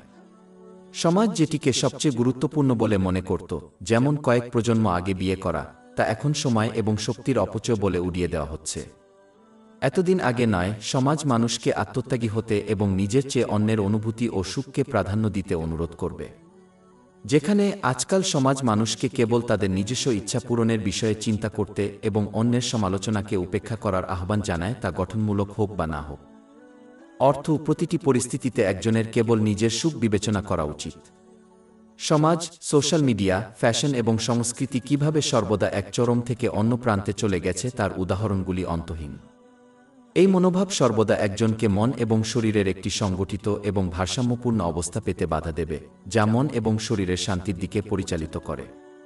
চরম থেকে দুলানো এড়ানোর একমাত্র উপায় হল ইসলামিক শিক্ষাগুলি শেখা এবং তার উপর কাজ করা, কারণ সেগুলি মানব প্রকৃতির জন্য তৈরি করা হয়েছে, যা নিরবধি, এবং এই শিক্ষাগুলি সমাজ, সোশ্যাল মিডিয়া, ফ্যাশন এবং সংস্কৃতির মতো চঞ্চল জিনিসগুলিকে প্রভাবিত করে না। যখন কেউ ইসলামী শিক্ষাকে দৃঢ়ভাবে ধরে রাখে তখন তারা তাদের জীবনের মধ্যে সবকিছু এবং প্রত্যেককে তাদের সঠিক জায়গায় স্থাপন করবে এবং অন্যান্য বিষয়গুলিকে অবহেলা করে তাদের জীবনের কিছু দিকগুলিতে চরম হওয়া এড়াবে। এটি নিশ্চিত করবে যে তারা একটি সংগঠিত এবং ভারসাম্যপূর্ণ অবস্থা পাবে, যা ফলস্বরূপ উভয় জগতেই মন এবং শরীরের শান্তির দিকে নিয়ে যায়। অধ্যায় 1:6 আন-নাহল, আয়াত 9-7। যে ব্যক্তি সৎকাজ করবে, সে পুরুষ হোক বা নারী, সে মুমিন থাকা অবস্থায়, আমি অবশ্যই তাকে উত্তম জীবন দান করব এবং অবশ্যই তাদের প্রতিদান দেব পরকালে, তারা যা করত তার সর্বোত্তম প্রতিদান। মন ও শরীরের শান্তি দুই আমার একটি চিন্তা ছিল যা আমি শেয়ার করতে চেয়েছিলাম। যদিও একজন ব্যক্তি উভয় জগতের মানসিক ও দেহের শান্তির উৎস থেকে দূরে সরে যাওয়ার জন্য প্রতারিত হয়, অর্থাৎ মহান আল্লাহর আন্তরিক আনুগত্য, যার মধ্যে অনেকের দ্বারা প্রদত্ত আশীর্বাদগুলিকে ব্যবহার করা জড়িত। কারণ শুধুমাত্র দুটি প্রধান কারণ আলোচনা করা হবে। প্রথম কারণ হল এমন মনোভাব যা একজনকে অন্ধভাবে সংখ্যাগরিষ্ঠ মানুষকে অনুসরণ করতে উৎসাহিত করে। প্রতিটি জাতি তাদের মহানবী শাহ এর বিরুদ্ধে যেসব যুক্তি তুলে ধরেছিল, যারা তাদের একটি উন্নত ও উচ্চতর জীবনযাত্রার দিকে আহ্বান করেছিল, তা ছিল কিভাবে মহানবী শাহ এবং তাদের অল্প সংখ্যক অনুসারীরা সঠিক হতে পারেন। যারা তাদের প্রত্যাখ্যান করেছে তাদের অধিকাংশই ভুল হতে পারে। যখন কেউ সমাজ, সোশ্যাল মিডিয়া, ফ্যাশন এবং সংস্কৃতি পর্যবেক্ষণ করে তখন তারা বিশ্বাস করবে যে সত্যিকারের মনের শান্তি একজনের ইচ্ছা পূরণ এবং পার্থিব বিলাসিতা যেমন সম্পদ, একটি বড় বাড়ি, ব্যবসা এবং একটি পেশা অর্জনের মধ্যে রয়েছে। যদিও যারা ইসলামের শিক্ষাগুলি অনুসরণ করে তারা জোর দিয়ে বলে যে মনের শান্তি একমাত্র মহান আল্লাহকে আন্তরিকভাবে আনুগত্য করার মধ্যে নিহিত রয়েছে, যার মধ্যে রয়েছে যে আশীর্বাদগুলিকে ব্যবহার করা যা মহান আল্লাহকে সন্তুষ্ট করার উপায় দেওয়া হয়েছে। সংখ্যাগরিষ্ঠকে অনুসরণ করতে উৎসাহিত করে এমন মনোভাবের দ্বারা বিভ্রান্ত হওয়া এড়াতে একজনকে লক্ষ্য করা উচিত এবং সেই ব্যক্তিদের প্রতি চিন্তা করা উচিত যারা পূর্বে উল্লেখিত পার্থিব জিনিসগুলি অর্জন করে এবং কিভাবে এই জিনিসগুলি তাদের মানসিক চাপ, উদ্বেগ এবং বিষণ্ণতা বাড়ায় এবং তাদেরকে মাদকদ্রব্যের অপব্যবহারের দিকে উৎসাহিত করে এবং এমনকি আত্মহত্যা। পক্ষান্তরে যারা আন্তরিকভাবে মহান আল্লাহকে মান্য করে তারা পার্থিব বিলাসিতা না থাকা সত্ত্বেও মানসিক প্রশান্তি নিয়ে বাস করে। দ্বিতীয় কারণটি হল যখন শয়তান একজন ব্যক্তিকে বোঝায় যে তারা যদি তাদের পার্থিব কামনা বাসনা ত্যাগ করে এবং তার পরিবর্তে আল্লাহকে সন্তুষ্ট করার উপায়ে তাদের প্রদত্ত আশীর্বাদ ব্যবহার করে, তবে তারা এই পৃথিবীতে কখনই সুখী হবে না, যেমন সুখ ও শান্তি মনের আকাঙ্ক্ষা পূরণের সাথে সরাসরি যুক্ত। যদিও এটি কাউকেই কম বিশ্বাসযোগ্য মনে হচ্ছে, এটি একটি প্রতারণা ছাড়া আর কিছুই নয়। সত্য হল যে মনের শান্তি একটি মানসিক অবস্থা যা একজনের হৃদয়ে পাওয়া যায়। একমাত্র আল্লাহই মানুষের অন্তর নিয়ন্ত্রণ করেন। যদি তিনি পছন্দ করেন তিনি শান্তিতে প্রবেশ করেন এবং যদি তিনি চান তিনি অন্ধকার ও সংকীর্ণতা প্রবেশ করেন। এই ফলাফলের সাথে একজনের পার্থিব আশীর্বাদের কোনো সম্পর্ক নেই। এই ফলাফলগুলি সরাসরি আবদ্ধ হয় যে কতটা বা সামান্য ব্যক্তি আন্তরিকভাবে মহান আল্লাহকে স্মরণ করে এবং তার আনুগত্য করে, তাকে সন্তুষ্ট করার উপায়ে প্রদত্ত আশীর্বাদগুলিকে ব্যবহার করে, যেমন পবিত্র কুরআনে এবং পবিত্র নবী মুহাম্মদ শান্তিতে বর্ণিত হয়েছে, এবং তার উপর বরকত বর্ষিত হোক। যদি কেউ মহান আল্লাহর আনুগত্য করে তবে তিনি তাদের অন্তরে শান্তি স্থাপন করবেন। অধ্যায় 1:6 আন-নাহল, আয়াত 9-7। যে ব্যক্তি সৎকাজ করবে, পুরুষ হোক বা নারী, সে ঈমানদার অবস্থায়, আমি তাকে অবশ্যই উত্তম জীবন দান করব এবং অবশ্যই তাদের প্রতিদান দেব পরকালে, তারা যা করত তার সর্বোত্তম প্রতিদান। এবং অধ্যায় 1:3 আর-রাদ, আয়াত 2-8। নিঃসন্দেহে আল্লাহর স্মরণে অন্তর প্রশান্তি লাভ করে। পক্ষান্তরে যারা মহান আল্লাহকে অমান্য করে তারা তাদের অন্তরে অন্ধকার পাবে, যদিও তাদের পায়ের কাছে দুনিয়া থাকে। অধ্যায় 2 নোহা, আয়াত 1-2-4। এবং যে ব্যক্তি আমার স্মরণ থেকে মুখ ফিরিয়ে নেবে তার জীবন হবে হতাশাগ্রস্ত অর্থাৎ কঠিন। তারা মজা এবং বিনোদনের মুহূর্তগুলি অনুভব করতে পারে, তবে সামগ্রিকভাবে তাদের জীবন দুর্বিষহ হবে। অধ্যায় 9 তাওবাহ, আয়াত 8-2। সুতরাং তারা একটু হাসুক এবং তারপর তারা যা উপার্জন করত তার প্রতিদান হিসাবে কাঁদুক। যেমনটি আগেই বলা হয়েছে, এই দুটি ফলাফল সুস্পষ্ট হয় যখন কেউ খবর, সামাজিক যোগাযোগ মাধ্যম এবং যারা পার্থিব বিলাসিতা উপভোগ করে তাদের সাথে তুলনা করে যারা মহান আল্লাহর আনুগত্য করার চেষ্টা করে। উপসংহারে একজন মুসলমানকে অবশ্যই এই দুটি বিষয় এড়িয়ে চলতে হবে যা একজন ব্যক্তিকে উভয় জগতে শান্তি পেতে বাধা দেয়। এর একটি দিক হল ইসলামের শিক্ষা শিখে এবং তার উপর আমল করার মাধ্যমে দৃঢ় ঈমান অর্জন করা। এটি নিশ্চিত করবে যে তারা জীবনের সঠিক পথ বেছে নেবে, এমনকি যদি এর অর্থ তারা সংখ্যাগরিষ্ঠ মানুষের মানসিকতার বিরোধিতা করে। উভয় জগতে মানসিক শান্তি পেতে একটি ছোট মূল্য দিতে হবে। অধ্যায় ৩:১ লুকমান, আয়াত ৩:৩। অবশ্যই আল্লাহর প্রতিশ্রুতি সত্য, তাই পার্থিব জীবন যেন আপনাকে প্রতারিত না করে এবং প্রতারক অর্থাৎ শয়তান দ্বারা আল্লাহ সম্পর্কে প্রতারিত না হয়। মন ও শরীরের শান্তি ২:৩ আমার একটি চিন্তা ছিল যা আমি শেয়ার করতে চেয়েছিলাম। মুসলিম সহ অনেক লোক স্বসহায়ক গুরু, মনোবিজ্ঞানী এবং পরামর্শদাতাদের মতো জাগতিক উৎস থেকে পরামর্শ এবং তথ্য অনুসন্ধান করে যা তাদের মানসিক সমস্যা যেমন স্ট্রেস, উদ্বেগ এবং বিষণ্ণতা দূর করতে পারে। যদিও কিছু তথ্য ও উপদেশ তারা এই উৎসগুলি থেকে পেতে পারে তা ভালো, কারণ এটি ইসলামের শিক্ষার সাথে যুক্ত, তবুও তাদের বেশিরভাগ উপদেশ এবং তথ্য কাজে আসবে না, কারণ এটি অনেকগুলি কারণ দ্বারা সীমাবদ্ধ। এটি সম্পূর্ণরূপে দরকারি হতে বাধা দেয়। উদাহরণস্বরূপ, একজন পরামর্শদাতার জ্ঞান এবং অভিজ্ঞতা সর্বদা সীমিত থাকবে, তারা কতটা শিক্ষা গ্রহণ করেছেন বা কতজন রোগীকে তারা পরামর্শ দিয়েছেন তা নির্বিশেষে। তাদের দৃষ্টিভঙ্গি সর্বদা সীমিত থাকবে, কারণ তারা শুধুমাত্র একটি সীমাবদ্ধ দৃষ্টিকোণ থেকে অন্যান্য মানুষের মানসিকতা এবং আচরণ পর্যবেক্ষণ এবং অনুভব করতে পারে। রোগী তাদের সাথে কি ভাগ করে তা তারা কেবল জানে এবং অনেক অনুভূতি এবং আবেগ সম্পর্কে অবগত নয় যা তাদের রোগী তাদের সাথে ভাগ করে না, কারণ তারা এটিকে কথায় প্রকাশ করতে লড়াই করতে পারে। গবেষকরা তাদের পরীক্ষার সময় যে লোকেদের নমুনা নিয়েছেন তার দ্বারা সীমাবদ্ধ। এই সীমাবদ্ধতাগুলি বয়স, জাতি, সামাজিক শ্রেণী, ধর্ম এবং আরও অনেক কিছুর সাথে যুক্ত। উপরন্তু, একজন পরামর্শদাতা বা স্বসহায়ক গুরু তাদের নিজস্ব অভিজ্ঞতার কারণে কিছু মনোভাব এবং আচরণের জন্য বা তার বিরুদ্ধে অসচেতন পক্ষপাতিত্বের অধিকারী হতে পারেন। উদাহরণস্বরূপ, একজন পুরুষ পরামর্শদাতা একজন পুরুষের মানসিকতা আরও সহজে বুঝতে পারবেন। পরামর্শদাতা তাদের ব্যক্তিগত সম্পর্কের কারণে একটি নির্দিষ্ট মানসিকতার দিকে ঝুঁকতে পারে। উদাহরণস্বরূপ, দম্পতিদের থেরাপি সেশন পরিচালনা করার সময় একজন পরামর্শদাতা তাদের প্রাক্তন স্ত্রীকে অজ্ঞানভাবে চিত্রিত করতে পারেন। এই সমস্ত পক্ষপাতগুলি অনিবার্য, কারণ মানুষ তাদের অভিজ্ঞতার দ্বারা গঠিত হয় এবং তাদের অবচেতন দ্বারা প্রচণ্ডভাবে প্রভাবিত হয়। একজন ব্যক্তির মানসিক স্বাস্থ্যকে সম্পূর্ণরূপে সাহায্য করতে পারে এমন একমাত্র ব্যক্তি যিনি প্রতিটি পরিস্থিতিতে এবং পরিস্থিতিতে সম্পূর্ণরূপে নিরপেক্ষ, যার জ্ঞান সম্পূর্ণরূপে প্রতিটি ধরনের আবেগ, আচরণ, চিন্তাভাবনা এবং বৈশিষ্ট্যকে অন্তর্ভুক্ত করে একজন মানুষ কখনো অনুভব করতে পারে, যিনি প্রতিটি মানসিক সমস্যার প্রতিকার জানেন, যিনি মানসিক অবস্থা নির্ণয়ে ভুল করা থেকে মুক্ত। একমাত্র আল্লাহ যিনি এই এবং আরও বেশি কিছু অর্জন করতে পারেন। অধ্যায় ৬-৭ আল-মুলক, আয়াত ১-৪। তিনি কি জানেন না যাদের তিনি সৃষ্টি করেছেন? অতএব, যদি কোনো ব্যক্তি তাদের মানসিক সমস্যার নিরাময় কামনা করে তবে তাকে অবশ্যই পবিত্র কুরআনের শিক্ষা এবং মহানবী হযরত মুহাম্মদ সাল্লাল্লাহু আলাইহি ওয়াসাল্লামের ঐতিহ্য অর্জন ও আমল করার মাধ্যমে মহান আল্লাহর কাছে তা চাইতে হবে। এই পদ্ধতির মাধ্যমে ইসলামী শিক্ষার সাথে সমান্তরালভাবে চলমান পার্থিব বিজ্ঞানগুলোও তাদের উপকারে আসবে। অধ্যায় ২:১ আল-আম্বিয়া, আয়াত ১-০। অবশ্যই আমরা আপনার প্রতি একটি কিতাব অর্থাৎ কোরআন নাইল করেছি, যাতে আপনার উল্লেখ রয়েছে, তাহলে কি আপনি যুক্তি দেখাবেন না? এবং অধ্যায় ১-০ ইউনুস, আয়াত ৫-৭। হে মানবজাতি, তোমাদের কাছে তোমাদের পালনকর্তার পক্ষ থেকে উপদেশ এসেছে এবং বুকের মধ্যে যা আছে তার নিরাময়ে।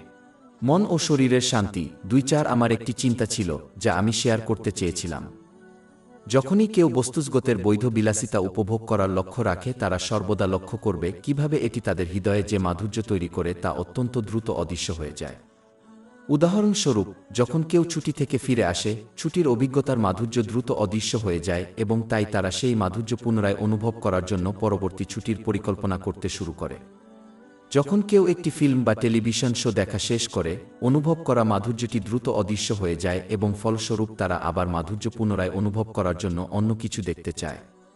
এটি সমস্ত পাপ বা নিরর্থক জিনিসের জন্য সত্য। বিনোদন শিল্পকে চালিত করে এমন জিনিসের মাধুর্য পুনরায় অনুভব করার এই ইচ্ছা। পক্ষান্তরে, মহান আল্লাহর সন্তুষ্টির সাথে সম্পৃক্ত যে কোনো কিছু থেকে যে মাধুর্য অনুভূত হয় তা এমন একটি বিষয় যা সর্বদা মানুষের অন্তরে স্থায়ী হয়। উদাহরণস্বরূপ, যে মুসলমান আন্তরিকভাবে পবিত্র তীর্থযাত্রা করেছে তারা কয়েক দশক পরেও তাদের হৃদয়ে এর মাধুর্য অনুভব করে চলেছে। যে মুসলমান আন্তরিকভাবে একটি দাতব্য প্রকল্প সম্পন্ন করে, যেমন একটি মসজিদ নির্মাণ বা একটি এতিমকে পৃষ্ঠপোষকতা করা, সে পরবর্তী বছর ধরে দাতব্য কাজের মাধুর্য অনুভব করে। এই বাস্তবতার কারণে যে ব্যক্তি নিরন্তর অভ্যন্তরীণ মাধুর্য অনুভব করতে চায় তার উচিত তা অন্বেষণ করা এমন জিনিসগুলিতে যা মহান আল্লাহকে সন্তুষ্ট করে এবং নিরর্থক বা পাপ জিনিস নয়। দ্বিতীয়ত, এই বাস্তবতা একটি শক্তিশালী চিহ্ন যা নির্দেশ করে যে এই পৃথিবীতে সত্যিকার অর্থে কি মূল্য আছে। যা কিছু স্থায়ী হয় তার মূল্য আছে, কিন্তু যে জিনিসগুলি দ্রুত বিলীন হয়ে যায় সেগুলি চঞ্চল এবং সেই জন্য প্রকৃত মূল্য বা মূল্য নেই। অধ্যায় 1:6 আন-নাহল, আয়াত 9-6। তোমার যা আছে তা শেষ হয়ে যাবে, কিন্তু আল্লাহর কাছে যা আছে তা চিরস্থায়ী। প্রতিটি ব্যক্তির মূল্য তারা যা অনুসরণ করে তার উপর নির্ভর করে। যদি তারা স্থায়ী এবং মূল্যবান যা অনুসরণ করে, তাহলে তাদের মূল্য থাকবে এবং তাদের শান্তি ও কর্মগুলি স্থায়ী হবে। কিন্তু তারা যদি চঞ্চল ও মূল্যহীন জিনিসের পেছনে ছুটতে থাকে, তাহলে তাদের ভোগের অনুভূতি দ্রুত লোপ পাবে এবং তাদের জীবনও মূল্যহীন হয়ে যাবে। মন ও শরীরের শান্তি 2:5 আমার একটি চিন্তা ছিল যা আমি শেয়ার করতে চেয়েছিলাম। যদিও সমাজ, সোশ্যাল মিডিয়া, ফ্যাশন এবং সংস্কৃতি মানুষকে তাদের আকাঙ্ক্ষা পূরণের জন্য মানসিক প্রশান্তি খোঁজার জন্য আহ্বান জানায়, তখন এটি স্পষ্ট হয় যখন কেউ ইসলামী শিক্ষা এবং তাদের মানসিক স্বাস্থ্য ও অবস্থার প্রতি প্রতিফলিত হয়, যারা তাদের আকাঙ্ক্ষা পূরণের মাধ্যমে মানসিক শান্তি লাভ করার চেষ্টা করে। যে এই সাধারণ বিশ্বাস সম্পূর্ণ ভুল। যারা তাদের আকাঙ্ক্ষা পূরণ করে তারা প্রায়শই মানসিক শান্তি থেকে দূরে থাকে, কারণ তারা প্রায়শই মানসিক সমস্যা যেমন স্ট্রেস, উদ্বেগ, বিষণ্ণতা এবং আত্মহত্যার প্রবণতা দ্বারা আক্রান্ত হয় এবং প্রায়শই মাদক ও অ্যালকোহলের আসক্তিতে ডুবে যায়। একজনকে অবশ্যই বুঝতে হবে যে মনের শান্তি লাভ করা এবং নিজের সমস্ত ইচ্ছা পূরণ করা কখনই মিশে যেতে পারে না, যেমন আগুন এবং বরফ কখনো মিশ্রিত হতে পারে না। এই দুটির একটিকে কেউ যত বেশি খুঁজবে, অন্যটি থেকে তত এগিয়ে যাবে। যেভাবে পূর্ব দিকে যাত্রা করবে সে পশ্চিম দিক থেকে আরও এগিয়ে যাবে। অতএব একজনকে বাছাই করতে হবে এবং একটি বা অন্যটির জন্য সংগ্রাম করতে হবে। উভয়ই অর্জন করা সমস্ত পরিস্থিতিতে কেবল সম্ভব নয়। যেমন একজনের ইচ্ছা পূরণ করা তাদের মনের শান্তি থেকে দূরে নিয়ে যায় এবং সমস্ত ধরনের মানসিক এবং স্বাস্থ্য সমস্যার দিকে নিয়ে যায়, তাই বুদ্ধিমানের বিকল্প হল মনের শান্তি খোঁজা এবং নিজের সমস্ত ইচ্ছার অনুসরণ করা ছেড়ে দেওয়া। যেহেতু মহান আল্লাহ মানুষের আধ্যাত্মিক হৃদয় শান্তির আবাস সৃষ্টি ও নিয়ন্ত্রণ করেন, তাদের অবশ্যই বুঝতে হবে যে তারা কেবলমাত্র তার আনুগত্যের মাধ্যমেই এটি পাবে। এর সাথে জড়িত আশীর্বাদগুলিকে ব্যবহার করা যা তিনি একজনকে দিয়েছিলেন তাকে খুশি করার উপায়। পবিত্র কুরআনে এবং নবী মুহাম্মদ সাল্লাল্লাহু আলাইহি ওয়াসাল্লামের হাদিসে এর ব্যাখ্যা রয়েছে। একজন ব্যক্তি যত আন্তরিকভাবে মহান আল্লাহ তাআলার আনুগত্য করবে, তাদের নেয়ামতকে সঠিকভাবে ব্যবহার করে তত বেশি মানসিক প্রশান্তি লাভ করবে। মনের শান্তি যা একজনের যে কোনো পার্থিব ইচ্ছা পূরণের চেয়ে বেশি মূল্যবান এবং তৃপ্তিদায়ক। অর্থ, মানসিক প্রশান্তির মাধ্যমে ইহকাল ও পরকাল উভয় ক্ষেত্রেই তাদের পার্থিব কামনা বাসনা ত্যাগ করার চেয়ে বেশি ক্ষতিপূরণ পাওয়া যায়। অধ্যায় 1:3 আর রাত, আয়াত 2-8। নিঃসন্দেহে আল্লাহর স্মরণে অন্তর প্রশান্তি লাভ করে। এবং অধ্যায় 1:6 আন-নাহল, আয়াত 9-7।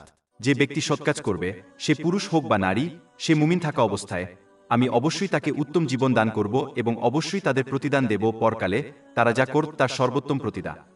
পক্ষান্তরে যে ব্যক্তি তাদের প্রদত্ত আশীর্বাদগুলিকে নিজেদের আনন্দদায়ক উপায়ে ব্যবহার করে, সে কেবল মানসিক শান্তি ত্যাগ করেছে এবং তাই তারা উভয় জগতেই দুর্বিষহ জীবনের মুখোমুখি হবে, যদিও তারা তাদের সমস্ত পার্থিব ইচ্ছা পূরণ করে এবং অর্জন করে।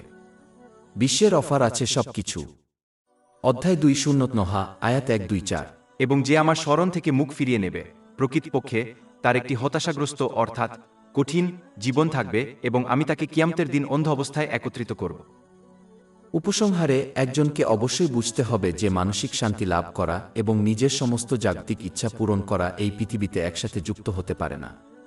একজনকে অন্যের উপরে বেছে নিতে হবে এবং কোনটি বেছে নেওয়া উচিত তা নির্ধারণ করতে একজন পণ্ডিতের প্রয়োজন নেই।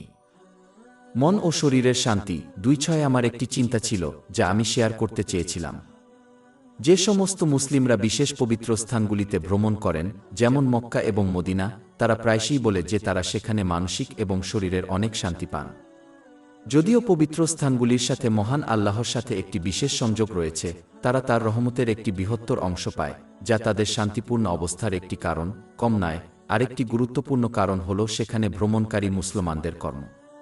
সাধারণত যে সমস্ত মুসলমানরা এই পবিত্র স্থানগুলিতে যাত্রা করে তারা সারাদিন তাদের কর্ম ও কথাবার্তায় মহান আল্লাহর প্রতি তাদের আন্তরিক আনুগত্য বৃদ্ধি করে। উদাহরণস্বরূপ, তারা মসজিদে তাদের ফরজ নামাজ আদায় করবে, তাদের সম্পদ যেমন তাদের সময় মহান আল্লাহকে খুশি করার উপায়ে ব্যবহার করবে এবং মৌখিক ও শারীরিক পাপ করার ক্ষেত্রে আরও সতর্ক হবে। মানসিক ও দেহের শান্তি লাভের জন্য ইসলাম এই শর্তগুলো নির্ধারণ করেছে। অধ্যায় 1-3 আর রাদ, আয়াত 2-8। নিঃসন্দেহে আল্লাহর স্মরণে অন্তর প্রশান্তি লাভ করে। এবং অধ্যায় 1-6 আন নাহল, আয়াত 9-7। যে ব্যক্তি সৎকর্ম করে, পুরুষ হোক বা নারী, সে ঈমানদার অবস্থায়, আমরা অবশ্যই তাকে উত্তম জীবন যাপন করব। বেশিরভাগ ক্ষেত্রে যখন মুসলমানরা তাদের স্বদেশে ফিরে আসে, তারা তাদের দৈনন্দিন কাজকর্মে এই আনুগত্য বজায় রাখে না, অর্থাৎ তারা তাদের দেওয়া সম্পদ এবং আশীর্বাদগুলি ব্যবহার চালিয়ে যায় না, যেমন তাদের সময় আল্লাহকে খুশি করার উপায়ে। পবিত্র কুরআনে এবং মহানবী হযরত মুহাম্মদ সাল্লাল্লাহু আলাইহি ওয়াসাল্লামের রেওয়ায়েত হিসাবে বর্ণিত হয়েছে, ইসলামের কয়েকটি ফরজ দায়িত্ব পালন করলেও এটি সত্য। পরিবর্তে তারা নিজেদের এবং অন্যান্য লোকেদের খুশি করার উপায়ে তাদের আশীর্বাদগুলি ব্যবহার করার দিকে আরও মনোনিবেশ করে। এটি তাদের মানসিক ও শরীরের শান্তি লাভের জন্য ইসলাম কর্তৃক নির্ধারিত শর্ত পূরণ করতে বাধা দেয়। ফলস্বরূপ তারা ভুলভাবে বিশ্বাস করতে শুরু করে যে শান্তি একটি নির্দিষ্ট স্থানে নিহিত থাকে, যখন এটি প্রকৃতপক্ষে মহান আল্লাহর আন্তরিক আনুগত্যের মধ্যে নিহিত থাকে এবং তাই সময় বা স্থান দ্বারা আবদ্ধ নয়। মন ও শরীরের শান্তি 2-7 আমার একটি চিন্তা ছিল যা আমি শেয়ার করতে চেয়েছিলাম। যে সমস্ত মুসলমানরা দৈনিক 5 ওয়াক্ত নামাজের মতো মৌলিক বাধ্যবাধকতা পালন করে, তারা এখনও মানসিক শান্তি অর্জন করতে ব্যর্থ হওয়ার একটি প্রধান কারণ হল তারা ইসলামিক শিক্ষাকে তাদের প্রেক্ষাপটের বাইরে নিয়ে যায় এবং তাদের নিজেদের ইচ্ছা অনুযায়ী তাদের জীবনে প্রয়োগ করে। যদিও তারা বিশ্বাস করে যে তারা ইসলামের শিক্ষার উপর কাজ করছে, তারা আসলে তাদের নিজস্ব ইচ্ছা ছাড়া কিছুই অনুসরণ করছে না। এটি তাদেরকে পবিত্র কুরআনে বর্ণিত এবং মহানবী হযরত মুহাম্মদ এর ঐতিহ্য অনুসারে মহান আল্লাহকে সন্তুষ্ট করার উপায়ে তাদের দেওয়া নিয়ামত ব্যবহার করতে বাধা দেয়। এর ফলে তারা তাদের দৈনন্দিন কাজের সময় মহান আল্লাহকে ভুলে যায়, যদিও তারা মৌলিক বাধ্যবাধকতা পালন করতে সক্ষম হয়। অধ্যায় 2 নোহা, আয়াত 1-2-4। এবং যে ব্যক্তি আমার স্মরণ থেকে মুখ ফিরিয়ে নেবে, তার জীবন হবে হতাশাগ্রস্ত, অর্থাৎ কঠিন। যে ব্যক্তি তাদের বৈধ অথচ নিরর্থক আকাঙ্ক্ষা পূরণ করতে চায়, সে তাদের ইচ্ছা ও লক্ষ্যকে সমর্থন করার জন্য পবিত্র কুরআনের কিছু আয়াত এবং মহানবী হযরত মুহাম্মদ সাল্লাল্লাহু আলাইহি ওয়াসাল্লামের রেওয়ায়েত গ্রহণ করবে। উদাহরণস্বরূপ, এই ব্যক্তি অধ্যায় 2-8 আল কাসাস, আয়াত 7-7 এর ভুল ব্যাখ্যা করবে। তবে আল্লাহ তোমাকে যা দিয়েছেন তা দিয়ে আখেরাতের গৃহ অন্বেষণ কর এবং দুনিয়াতে তোমার অংশ ভুলে যেও না। তারা দাবি করবে যে এই আয়াতটি একজনকে বৈধ পার্থিব আনন্দ উপভোগ করতে উৎসাহিত করে। যদিও ইসলাম বৈধ পার্থিব আকাঙ্ক্ষাকে নিষিদ্ধ করে না, তবুও এটি সেগুলিতে অতিরিক্ত লিপ্ত হওয়ার বিরুদ্ধে সতর্ক করে, কারণ এটি একজনকে আখেরাতের জন্য ব্যবহারিকভাবে প্রস্তুত হতে বাধা দেয়, যার মধ্যে মহান আল্লাহকে সন্তুষ্ট করার উপায়ে দেওয়া আশীর্বাদগুলি ব্যবহার করা জড়িত। এই আয়াতের অর্থ এটাই, একজনকে দুনিয়া ত্যাগ করা উচিত নয় এবং এতে তাদের প্রয়োজনীয়তা পূরণ করা ত্যাগ করা উচিত নয়। পরিবর্তে তাদের উচিত হবে তাদের পার্থিব নিয়ামতগুলোকে আল্লাহকে সন্তুষ্ট করার উপায়ে ব্যবহার করা, তাদের প্রয়োজন বা তাদের নির্ভরশীলদের প্রয়োজনীয়তাকে অবহেলা না করে। আরেকটি উদাহরণ হল যখন বাবা মায়েরা আয়াত ও হাদিস উদ্ধৃত করে যা পিতামাতার উচ্চ গুণের কথা উল্লেখ করে এবং তাদের ব্যবহার করে প্রমাণ করে যে তাদের সন্তানদের সর্বদা তাদের আনুগত্য করতে হবে এবং তাদের সাথে কখনো দ্বিমত পোষণ করতে হবে না। যদিও ইসলামের শিক্ষাগুলি পিতামাতার সাথে সর্বোচ্চ সম্মান এবং দয়ার সাথে আচরণ করার গুরুত্বের উপর জোর দেয়, তবে এর অর্থ এই নয় যে তাদের প্রতিটি পরিস্থিতিতে অন্ধভাবে তাদের আনুগত্য করা উচিত। তারা অবশ্যই তাদের আনুগত্য করবে না যদি এর সাথে মহান আল্লাহর অবাধ্যতা জড়িত থাকে। এবং যতক্ষণ পর্যন্ত তারা সম্মান বজায় রাখে ততক্ষণ পর্যন্ত বাচ্চাদের বৈধ বিষয়ে তাদের পিতামাতার সাথে মতবিরোধ করার অধিকার রয়েছে। এমনকি তাদের পিতামাতাদের সাথে একমত নন এমন আইনসম্মত পছন্দ করার অনুমতি রয়েছে। উদাহরণস্বরূপ, যদি পিতামাতারা তাদের মেয়েকে তাদের আত্মীয়ের সাথে বিয়ে করতে চান, তবে তার প্রস্তাব প্রত্যাখ্যান করার সম্পূর্ণ অধিকার রয়েছে, বিশেষ করে যদি তার বৈধ কারণ থাকে, যেমন লোকটি বিয়ে করলে তাকে আর্থিকভাবে সমর্থন করতে না পারে। ইসলামী শিক্ষাকে সঠিক প্রেক্ষাপটের বাইরে নিয়ে যাওয়া বিভ্রান্তির একটি বড় কারণ এবং আল্লাহ, মহান ও মানুষের অধিকার আদায় ব্যর্থ হওয়া। এটি পরিহারযোগ্য তর্কের দিকে নিয়ে যেতে পারে, বিশেষ করে যখন কেউ অন্যদের বিরুদ্ধে ইসলামিক শিক্ষার অপব্যবহার করে।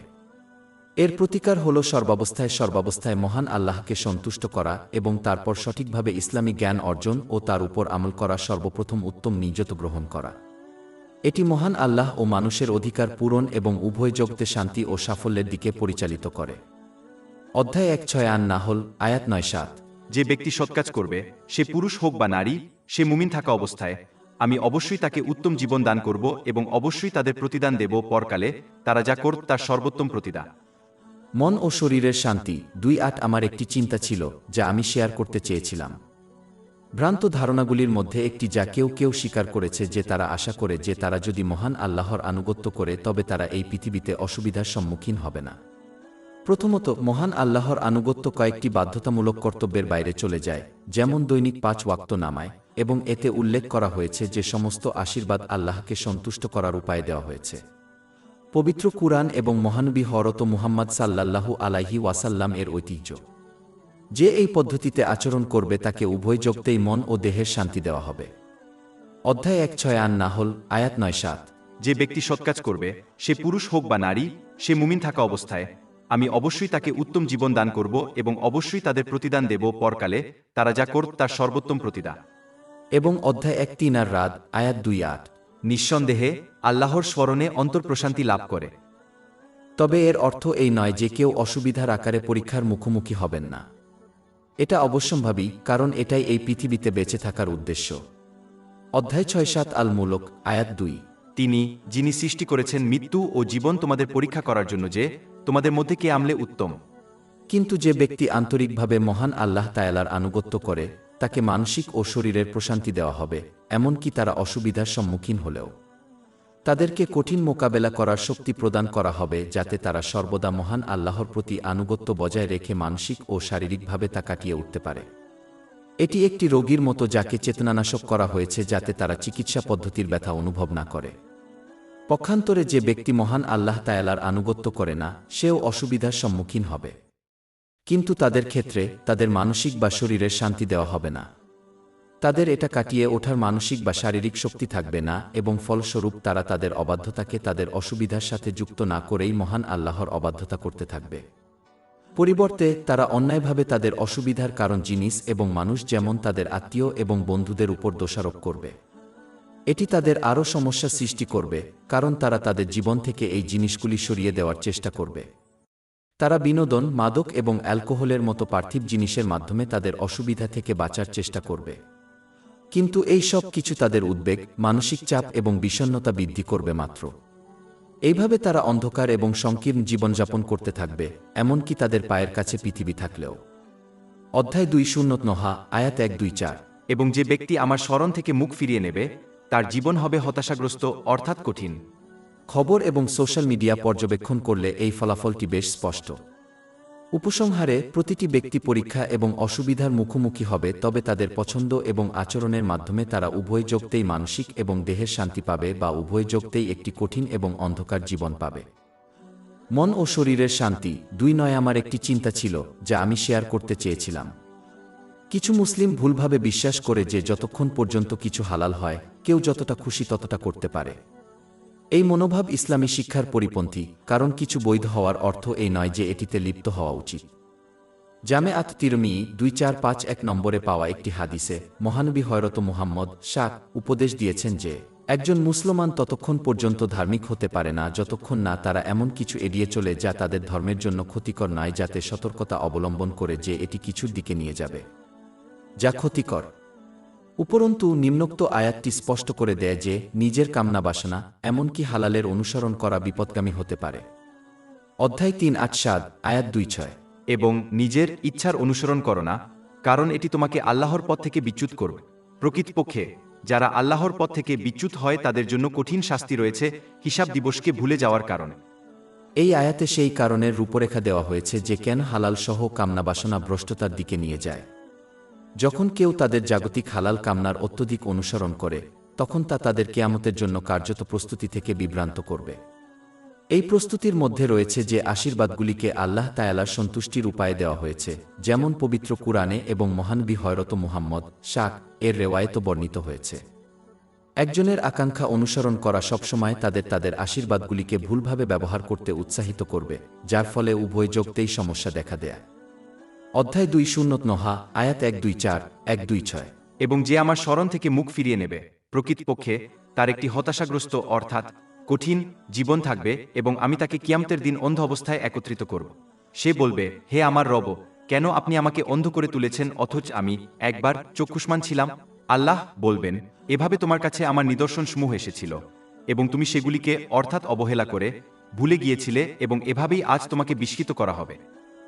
তাই একজনকে অবশ্যই নিজের প্রতি সদয় হতে হবে এবং তাদের বৈধ আকাঙ্ক্ষাগুলিকে কমিয়ে আনতে হবে এবং পরিবর্তে তারা যে আশীর্বাদগুলি প্রদত্ত হয়েছে তা মহান আল্লাহকে সন্তুষ্ট করার উপায়ে ব্যবহার করার দিকে মনোনিবেশ করতে হবে। যেহেতু মহান আল্লাহ একজনের আধ্যাত্মিক হৃদয়কে নিয়ন্ত্রণ করেন, শান্তির আবাসস্থল এবং পরকালে একজনের বিচার নিয়ন্ত্রণ করেন, তিনি নিশ্চিত করবেন যে তারা উভয় জগতেই মানসিক ও শরীরের শান্তি পাবেন।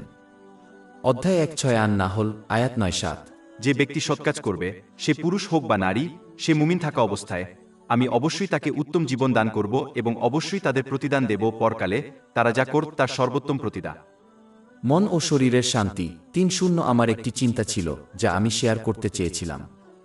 লোকেরা প্রায়শই তাদের সুখ এবং আনন্দদায়ক লোকেদের, যেমন তাদের আত্মীয়দের অনুসরণ করার জন্য ভারসাম্য বজায় রাখতে লড়াই করে। সোশ্যাল মিডিয়া, ফ্যাশন এবং সংস্কৃতি অনুসরণের সমস্যা হল যে এটি একজনকে চরমপন্থী মনোভাব গ্রহণ করতে বাধ্য করবে। তারা হয় একদিকে সুইং করবে যার মাধ্যমে তারা মানুষের আনন্দের পিছনে ছুটবে, যা অনেক সংস্কৃতি দ্বারা সমর্থন করা কিছু। এটি শুধুমাত্র একটি মাথাবিহীন মুরগির মতো আচরণ করবে যারা তাদের খুশি করার জন্য বিভিন্ন মাস্টারদের পরিবেশন করার মধ্যে ছুটে যায়। কিন্তু মানুষ যেমন ভিন্ন, একজন ব্যক্তিকে যা খুশি করে তা অন্যজনকে বিরক্ত করবে। তাই এই ব্যক্তি কখনই সকলকে খুশি করবে না এবং সেই জন্য নিজের মনে বা শরীরের শান্তি কখনই পাবে না। অথবা তারা অন্য চরম দিকে দোলাবে, যার ফলে তারা অন্যদের অধিকার এবং তাদের অনুভূতির বিষয়ে যত্ন নেওয়া বন্ধ করে এবং পরিবর্তে শুধুমাত্র তাদের নিজস্ব আকাঙ্ক্ষা অনুসরণ করে মনের শান্তি পাওয়ার প্রয়াসে। তারা কোনো গঠনমূলক সমালোচনা শুনতে অস্বীকার করবে, যা একজন ব্যক্তি ও সমাজের ইতিবাচক বিকাশের জন্য প্রয়োজনীয়। তারা অন্যদের প্রতি তাদের দায়িত্ব অবহেলা করবে, যা কেবল তাদের এবং সমাজের বাকিদের জন্য আরও সমস্যার দিকে নিয়ে যাবে। তাদের আকাঙ্ক্ষা অনুসরণ করতে গিয়ে তারা সহজেই মহান আল্লাহকে ভুলে যাবে, কারণ তারা তাদের প্রদত্ত আশীর্বাদগুলিকে নিজেদের খুশি করার উপায়ে ব্যবহার করতে ব্যস্ত, কারণ তারা আর অন্য কিছুর পরোয়া করে না। এতে মানসিক ও শরীরের শান্তি নষ্ট হবে। অধ্যায় 2:0 নোহা, আয়াত 1-2-4। এবং যে আমার স্মরণ থেকে মুখ ফিরিয়ে নেবে, প্রকৃতপক্ষে তার একটি হতাশাগ্রস্ত অর্থাৎ কঠিন জীবন থাকবে এবং আমি তাকে কিয়ামতের দিন অন্ধ অবস্থায় একত্রিত করব। যিনি সোশ্যাল মিডিয়া, ফ্যাশন এবং সংস্কৃতি অনুসরণ করেন তিনি সর্বদা এক চরম থেকে অন্য চরমে দোলাবেন। মন ও দেহের ভারসাম্য অর্জনের একমাত্র উপায় হল মানব মন ও দেহের সৃষ্টিকর্তা মহান আল্লাহর আনুগত্য করা। যখন কেউ এটি করে, তখন তারা সবকিছুর উপরে তাকে খুশি করাকে অগ্রাধিকার দেবে। ফলস্বরূপ তারা তাদের খুশি করার জন্য ব্যক্তি থেকে ব্যক্তিতে তাড়াহুড়ো করবে না। পরিবর্তে তারা ইসলামের শিক্ষা অনুসারে অন্যের অধিকার পূরণ করবে, যেমন মহান আল্লাহ তাআলা আদেশ করেছেন, তবে তারা মানুষের কাছ থেকে কোনো প্রতিদান বা কৃতজ্ঞতা আশা করবে না বা আশাও করবে না। সুতরাং লোকেরা তাদের প্রতি সন্তুষ্ট হোক বা না হোক তা বিবেচ্য নয়, কারণ তারা তাদের সমস্ত বিষয়ে মহান আল্লাহকে সন্তুষ্ট করার লক্ষ্য রাখে। কিন্তু যেহেতু তারা মহান আল্লাহর আনুগত্য করে, তারা অন্যদের প্রতি অন্যায় করবে না, বরং তাদের অধিকার পূরণ করবে। তারা যে কোনো গঠনমূলক সমালোচনা গ্রহণ করবে, যতক্ষণ না তা ইসলামের শিক্ষার সাথে সঙ্গতিপূর্ণ হবে। এটি আল্লাহ মহান এবং মানুষের প্রতি তাদের আচরণে ইতিবাচক উন্নতি ঘটাবে। যেহেতু তারা মহান আল্লাহকে সন্তুষ্ট করার লক্ষ্য রাখে, তারা তাদের আশীর্বাদগুলিকে তার সন্তুষ্টির উপায়ে ব্যবহার করবে, যেমনটি পবিত্র কুরআন এবং পবিত্র নবী মুহাম্মদ এর ঐতিহ্যে বর্ণিত হয়েছে। এটি মনের একটি ভারসাম্যপূর্ণ অবস্থার দিকে পরিচালিত করবে, যা উভয় জগতের মন এবং শরীরের শান্তির দিকে নিয়ে যায়। অধ্যায় 1:6 নাহল, আয়াত 9-7। যে ব্যক্তি সৎকাজ করবে, সে পুরুষ হোক বা নারী, সে মুমিন থাকা অবস্থায়, আমি অবশ্যই তাকে উত্তম জীবন দান করব এবং অবশ্যই তাদের প্রতিদান দেব পরকালে, তারা যা করত তার সর্বোত্তম প্রতিদান। মন ও শরীরের শান্তি। 3:1 আমার একটি চিন্তা ছিল যা আমি শেয়ার করতে চেয়েছিলাম। মানুষ যখন কোনো ধরনের পার্থিব সাফল্য পায়, তখন তারা সেই সাফল্য অর্জনের জন্য যে প্রচেষ্টা চালায় তাতে তারা সন্তুষ্টির অনুভূতি অনুভব করে। উদাহরণস্বরূপ, একজন বিশ্ববিদ্যালয়ের ছাত্র প্রায়ই তাদের ডিগ্রি প্রাপ্ত করার সময় তারা সহ্য করা বহু ঘন্টার সংশোধন নিয়ে সন্তুষ্ট বোধ করবে। পার্থিব লক্ষ্য যত বড়, সে তত বেশি তৃপ্তি অনুভব করে। একইভাবে যারা পরকালে জান্নাত লাভ করবে, তারা পৃথিবীতে তাদের জীবনকালে এটি পাওয়ার জন্য যে প্রচেষ্টা করেছে তাতে সন্তুষ্ট হবে। প্রকৃতপক্ষে এই তৃপ্তির অনুভূতিটি প্রথম উল্লেখ করা হয়েছে যখন জান্নাতবাসীদের বর্ণনা করা হয়েছে 8:8 আল গাশিয়া 8:9 আয়াতে। অন্যান্য মুখ সেদিন আনন্দ দেখাবে, তাদের প্রচেষ্টায় তারা সন্তুষ্ট। অতএব প্রতিটি মুসলমানকে বিচার দিবসে তারা কতটা সন্তুষ্টি অনুভব করতে চায় তা চিন্তা করতে হবে এবং সে অনুযায়ী কাজ করতে হবে। যদি কেউ এই তৃপ্তি অনুভব করতে চায়, যেমন তারা পার্থিব তৃপ্তি অনুভব করার জন্য উন্মুখ থাকে, তবে তাদের উচিত মহান আল্লাহ তাআলার আন্তরিক আনুগত্যের মাধ্যমে তা অর্জন করার জন্য প্রচেষ্টা করা, যার মধ্যে রয়েছে যে আশীর্বাদগুলিকে তাকে সন্তুষ্ট করার উপায়ে ব্যবহার করা। পবিত্র কুরআনে এবং মহানবী হযরত মুহাম্মদ সাল্লাল্লাহু আলাইহি ওয়াসাল্লামের রেওয়ায়েতে বর্ণিত হয়েছে, মন ও শরীরের শান্তি ৩-২ আমার একটি চিন্তা ছিল যা আমি শেয়ার করতে চেয়েছিলাম। পার্থিব সাফল্যের বিপরীতে, যা প্রকৃতির দ্বারা অত্যন্ত চঞ্চল, ধর্মীয় সাফল্য সবসময় মানুষের কাছে স্পষ্ট নয়। পার্থিব সাফল্য সর্বদা বস্তুগত লাভের সাথে যুক্ত থাকে, যেমন খ্যাতি, ভাগ্য এবং কর্তৃত্ব, এবং তাই মানুষের কাছে স্পষ্ট। কিন্তু একজন মুসলমানকে অবশ্যই বুঝতে হবে যে প্রকৃত দীর্ঘস্থায়ী সাফল্য, যা ইসলামের সাথে যুক্ত, সবসময় স্পষ্ট নয়। বেশিরভাগ ক্ষেত্রে ধর্মীয় সাফল্যের সাথে মন এবং শরীরের শান্তি জড়িত, যা পালন করা কঠিন। উপরন্তু মহান আল্লাহ যারা আন্তরিকভাবে তার আনুগত্য করেন তাদের সুস্পষ্ট পার্থিব সাফল্যের নিশ্চয়তা দেন না, কারণ এটি প্রকৃতিতে চঞ্চল এবং মানসিক ও শরীরের শান্তির দিকে পরিচালিত করে না। আনুগত্যের অর্থ হল সেই আশীর্বাদগুলিকে ব্যবহার করা যা মহান আল্লাহকে সন্তুষ্ট করার উপায়ে দেওয়া হয়েছে, যেমনটি পবিত্র এবং পবিত্র নবী মুহাম্মদ সাল্লাল্লাহু আলাইহি ওয়াসাল্লামের ঐতিহ্যে বর্ণিত হয়েছে। উদাহরণস্বরূপ, নিম্নলিখিত আয়াতগুলো কঠিন সময়ে আল্লাহর প্রতি আন্তরিক আনুগত্য বজায় রাখার ফলাফল নিয়ে আলোচনা করে। কোনো পুরস্কারই পার্থিব সাফল্যের সাথে যুক্ত নয়। তারা পরিবর্তে আধ্যাত্মিক সাফল্যের সাথে সংযুক্ত, যা প্রায়ই পর্যবেক্ষণ করা কঠিন। অধ্যায় 2 আল বাকারাহ, আয়াত 155-157। এবং আমরা অবশ্যই তোমাদেরকে পরীক্ষা করব ভয়, ক্ষুধা এবং ধনসম্পদ ও জীবন ও ফলফসলের ক্ষয়ক্ষতির মাধ্যমে, তবে ধৈর্যশীলদেরকে সুসংবাদ দিই। তারা যখন বিপদে আপতিত হয়, তখন বলে, নিশ্চয়ই আমরা আল্লাহর জন্য এবং প্রকৃতপক্ষে আমরা তাকেই প্রত্যাবর্তন করব। এরাই তারা যাদের প্রতি তাদের পালনকর্তার পক্ষ থেকে অনুগ্রহ ও রহমত রয়েছে, এবং তারাই সঠিক পথপ্রাপ্ত। অতএব একজন মুসলমানকে অবশ্যই বিশ্বাস করা উচিত নয় যে মহান আল্লাহকে মান্য করা পার্থিব সাফল্যের দিকে পরিচালিত করে, যেমন সম্পদ এবং কর্তৃত্ব, কারণ বেশিরভাগ ক্ষেত্রে দুটি সংযুক্ত নয়। এর পরিবর্তে একজনকে উচ্চতর লক্ষ্য করা উচিত এবং আধ্যাত্মিক সাফল্য, অর্থ, মনের শান্তি পছন্দ করা উচিত, কারণ এটি উভয় জগতের প্রতিটি পরিস্থিতিতে সহ্য করে। অধ্যায় 1-6 আন নাহল, আয়াত 9-7। যে ব্যক্তি সৎকাজ করবে, সে পুরুষ হোক বা নারী, সে মুমিন থাকা অবস্থায়, আমি অবশ্যই তাকে উত্তম জীবন দান করব এবং অবশ্যই তাদের প্রতিদান দেব পরকালে, তারা যা করত তার সর্বোত্তম প্রতিদান।